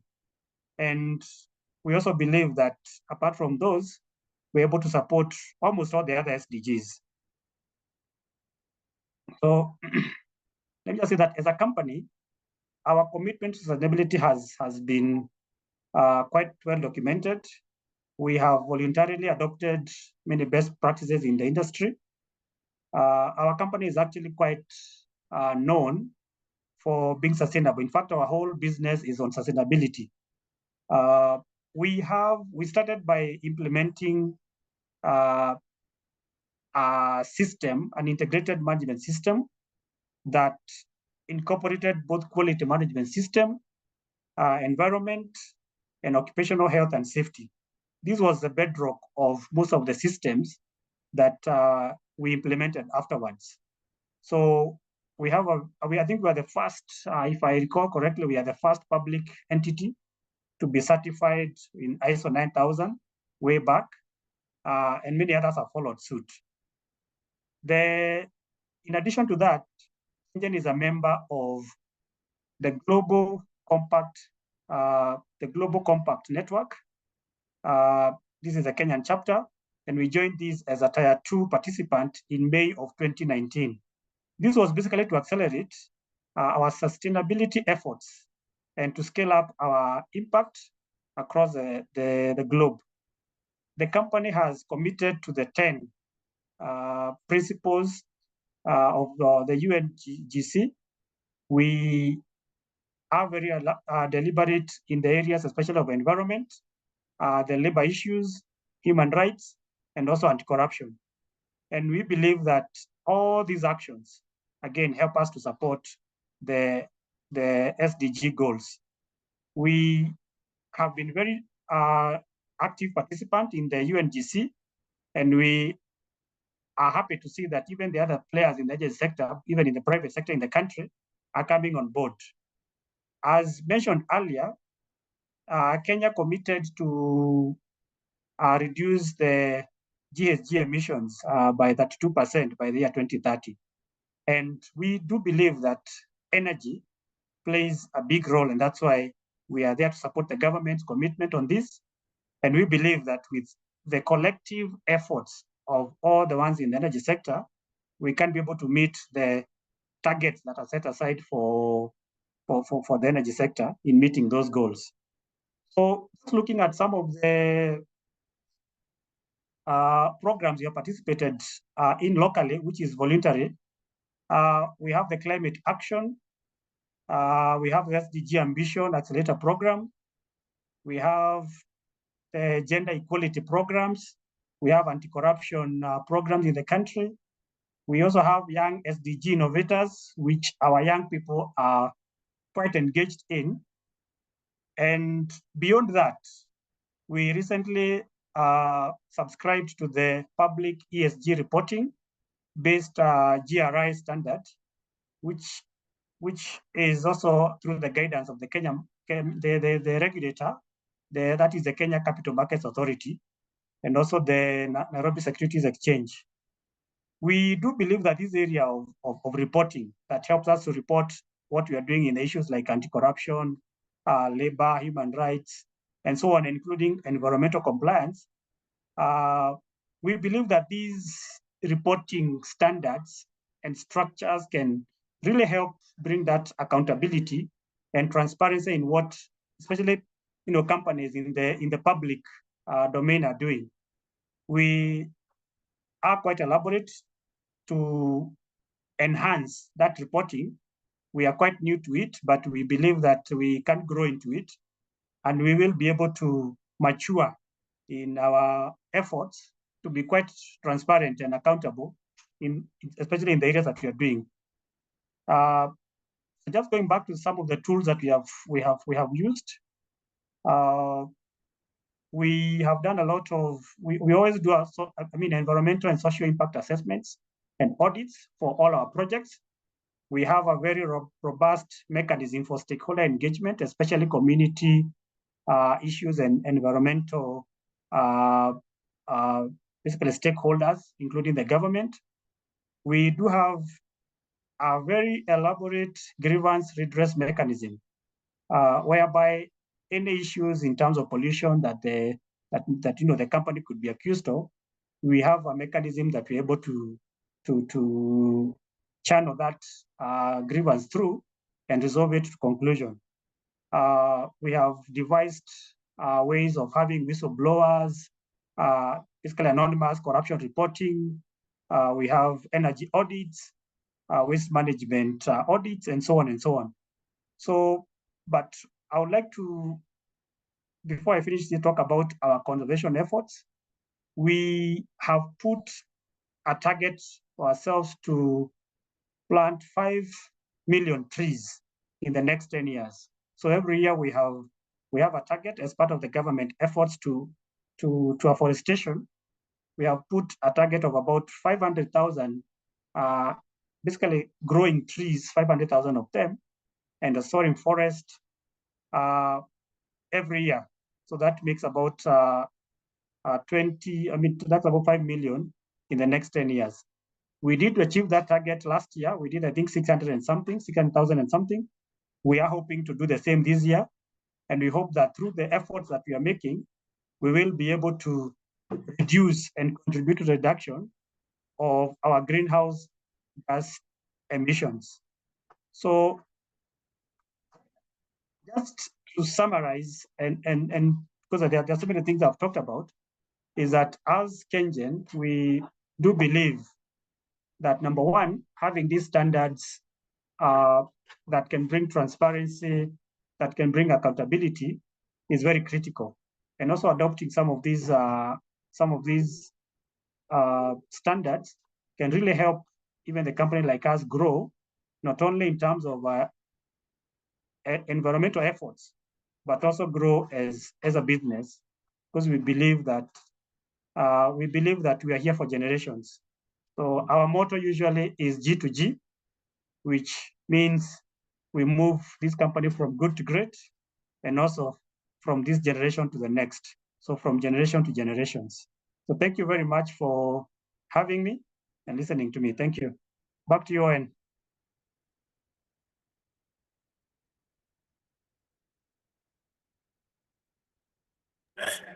Sorry, I was speaking to myself there for a minute. Thank you so much, Sam, for taking us through this. And your ownership model is quite interesting. I think you are the embodiment of public, in terms of public interest, both listed and, of course, owned by the government. So pretty much everyone has a stake in what you do, over and above, of course, your mandate, which is to provide electricity. Right at the outset, I said the public sector not just contributes to the GDP, but also enables it. So, your role in generation is what keeps the lights on. It's what powers industry. So, yeah, it's really good that you are on this journey for sustainability. But I do have a couple of questions with your indulgence. Yeah, and then, of course, colleagues, please do send through a couple of questions as well for Sam. So what I want is, all of my questions, well, 5 of them will start the same. What has been the impact on your access to funding, right? So I see someone who's trying to raise their hands. Please use the Q&A for the questions. So the first question is, what has been the impact on your ability to access funding? Have you gotten any, say, advantages because of your journey? So what has been the impact on funding? And what has been the impact on your tariffs, your operating costs? Maybe let's start with those two. So ability to access funding, and also the impact on your tariffs. Okay, thank you. Thank you very much. I actually think the two questions are related, because the access to funding and how costly that is basically determines in a big way our tariffs and our costs. Let me start by talking about the access to funding. And we have been fortunate, as I mentioned, we are both government and private. So we have been able to access concessional funding for most of our projects, for basically the projects we have done so far. We have reached a point whereby our growth cannot be sustained by that model alone. So we have to look for other ways to fund our projects. And one of the big things that have come in handy because of our green agenda is the climate financing. And just yesterday, we had a discussion with the Capital Markets Authority, and they were urging us to go to the market to raise, climate financing, because we seem to be qualified. Everyone is asking why KenGen is not doing this. So because of what we are doing, we believe that has really had an impact, that the players, the investors are coming to us to request us to go that way, because there's a lot of funding in that area, but we haven't taken advantage of that. But we have many projects coming up, and as I mentioned, they are all renewable. So we are looking keenly into access those funds for projects. That said, we have had quite a bit of grant funding for some of sustainable works. So yes, in terms of funding, we have been able to access, and we are viewed graciously by the lenders because of that. Now, in terms of costs, I can say that having a renewable energy, or that green grid, as I mentioned, has really led or controlled the tariffs in this country. Hydro and geothermal are the cheapest sources of energy we have in the country. So by decommissioning the old thermal plants, we are seeing a gradual decline in the overall tariffs in the country. And we believe that with more growth in the energy sources, from green sources, we will see more reductions in this. So we are stabilizing the cost in the country through our green sources, especially when the fuel goes up, the dollar, the fluctuations. The only saving grace we have in the country is tariffs. Is the geothermal and hydro, which basically manages to reduce our tariffs and control them. I don't know if that answers your question, Owen. It absolutely does. I think the climate financing. So your green agenda is sort of a self-perpetuating cycle. You get cheaper tariffs, you get cheaper funding, obviously that has a knock-on effect on industry. So we've got this very interesting thing called Scope 3 emissions, where entities have to account for the emissions of their suppliers. So the energy sector is very critical because everyone gets their power from the grid, or almost everyone. Well, I think it depends. It's a very general statement, but generally the power that you get is part of your emissions. So I suppose since you are mostly green, I suppose that's something that you have already been able to quantify, so much so that if pretty much your entire industry needs that information, is that information that's already readily available? Yes. In fact, in the next few months, we are having an exercise which is being coordinated by the Ministry of Energy to quantify exactly what you have just asked. So I've just in a request to have our experts in the emissions space to participate in that exercise, whereby we are going to basically account more or less on the emissions for each sources. What we do know is that, especially for geothermal, we have done quite a bit of studies, and what emissions we do, they are minimal at best. So and that's how we are able to come to a forum like this one and say that we are 86% green. And of course, that is going to only increase because we are not doing any more thermal power plants. We're only doing green ones going forward. Wow, thank you so much, Sam.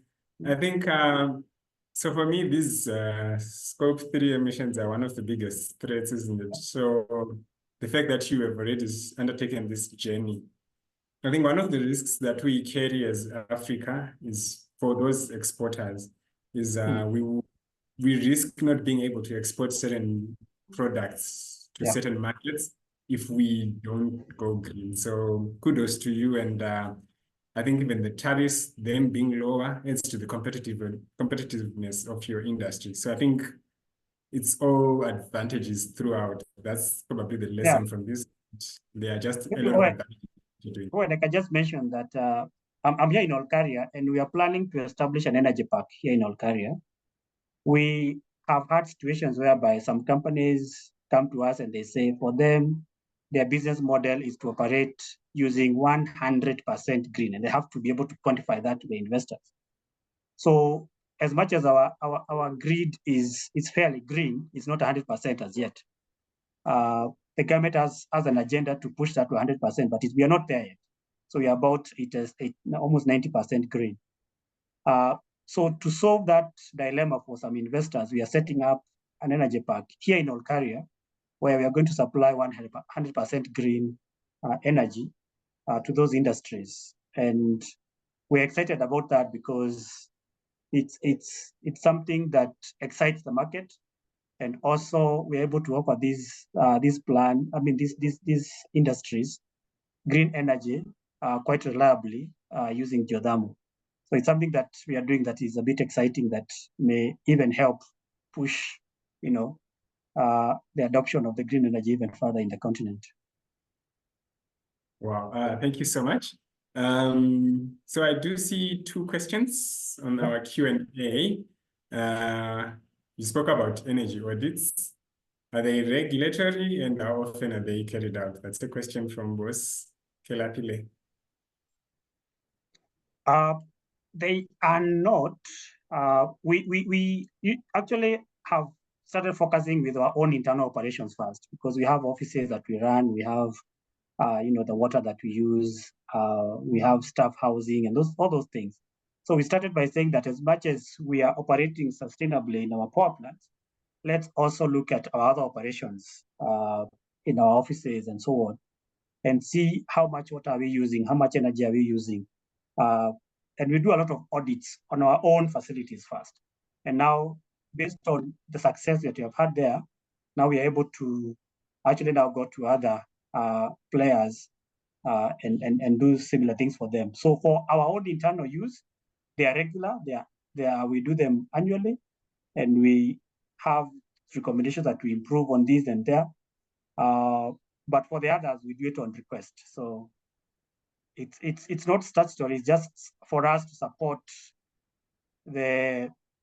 our customers and other entities in the country to manage their energy use and basically become a bit more sustainable. Okay, and then final question. We are out of time. Julian from Rwanda is asking how you measure and you report your sustainability performance. As I mentioned, we just started. We are not very old in that, the GRI. So the Kenyan regulator has guidelines on how you report to the investors on your ESG performance. So we follow those guidelines from the Markets Authority. We are still growing into it. There are some areas in the issue of environment and social issues. I think we are quite okay. Of course, in Africa, governance issues has been an issue, but we also employing best practices to try to deal with that as well and report as well. So for us, we're using the GRI reporting, and we are growing more and more into it. All right. Thank you so much, Sam. I wish we had more time. Yeah, sure. I really would have wanted to continue this discussion, but it has been quite an interesting day. Thank you. So I think this brings us to the end of our day 2, which was running under the theme enhancing public sector accountability and transparency, integrating sustainability standards for long-term impact. I like the focus on that long-term impact. So to the panelists, I think, we had a very, very wide-ranging discussion. We had presentations from Mr. Wala, Dave came through, very lively panel, moderated by Dr. Yinka, supported by Dr. Innocent, Professor Henry, and Egbon. And then, of course, Sam came through from Kenyan perspective in terms of best practices. So I won't go into the summary because we do not have time anymore, but it was quite an interesting day, and I would like to just thank the panelists once again. Thank you so much for taking time out of your busy schedules to be with us, to share, and to really have these critical and pertinent discussions that we've just been having. And of course, to thank the PAFA team, Alta, Lebo, Sibo, everyone. I see Luis, I see a lot of the PAFA colleagues on the call, doing all the background work to make all of this a success. So many thanks to the team at PAFA, and of course, thanking the delegates. We have representation from all over the world, not just Africa. I saw someone from Belgium. Someone said they are somewhere in the southeast of the Atlantic. I don't know where that is. They didn't specify, but we've got representation from everywhere. And thank you so much, colleagues, for joining us. And of course, we continue tomorrow. They do say be there or be square. So it will be again tomorrow, 2 p.m. Central African time. The link remains the same. And please join us as we move on to day 3 of the PAFA Sustainability Week. And perhaps one last point would be there will be a post-event survey. It won't take you too much of your time. Please do go through that. and just give us your feedback. It's very important for us to continue learning and growing and making sure that we are providing you the most relevant content.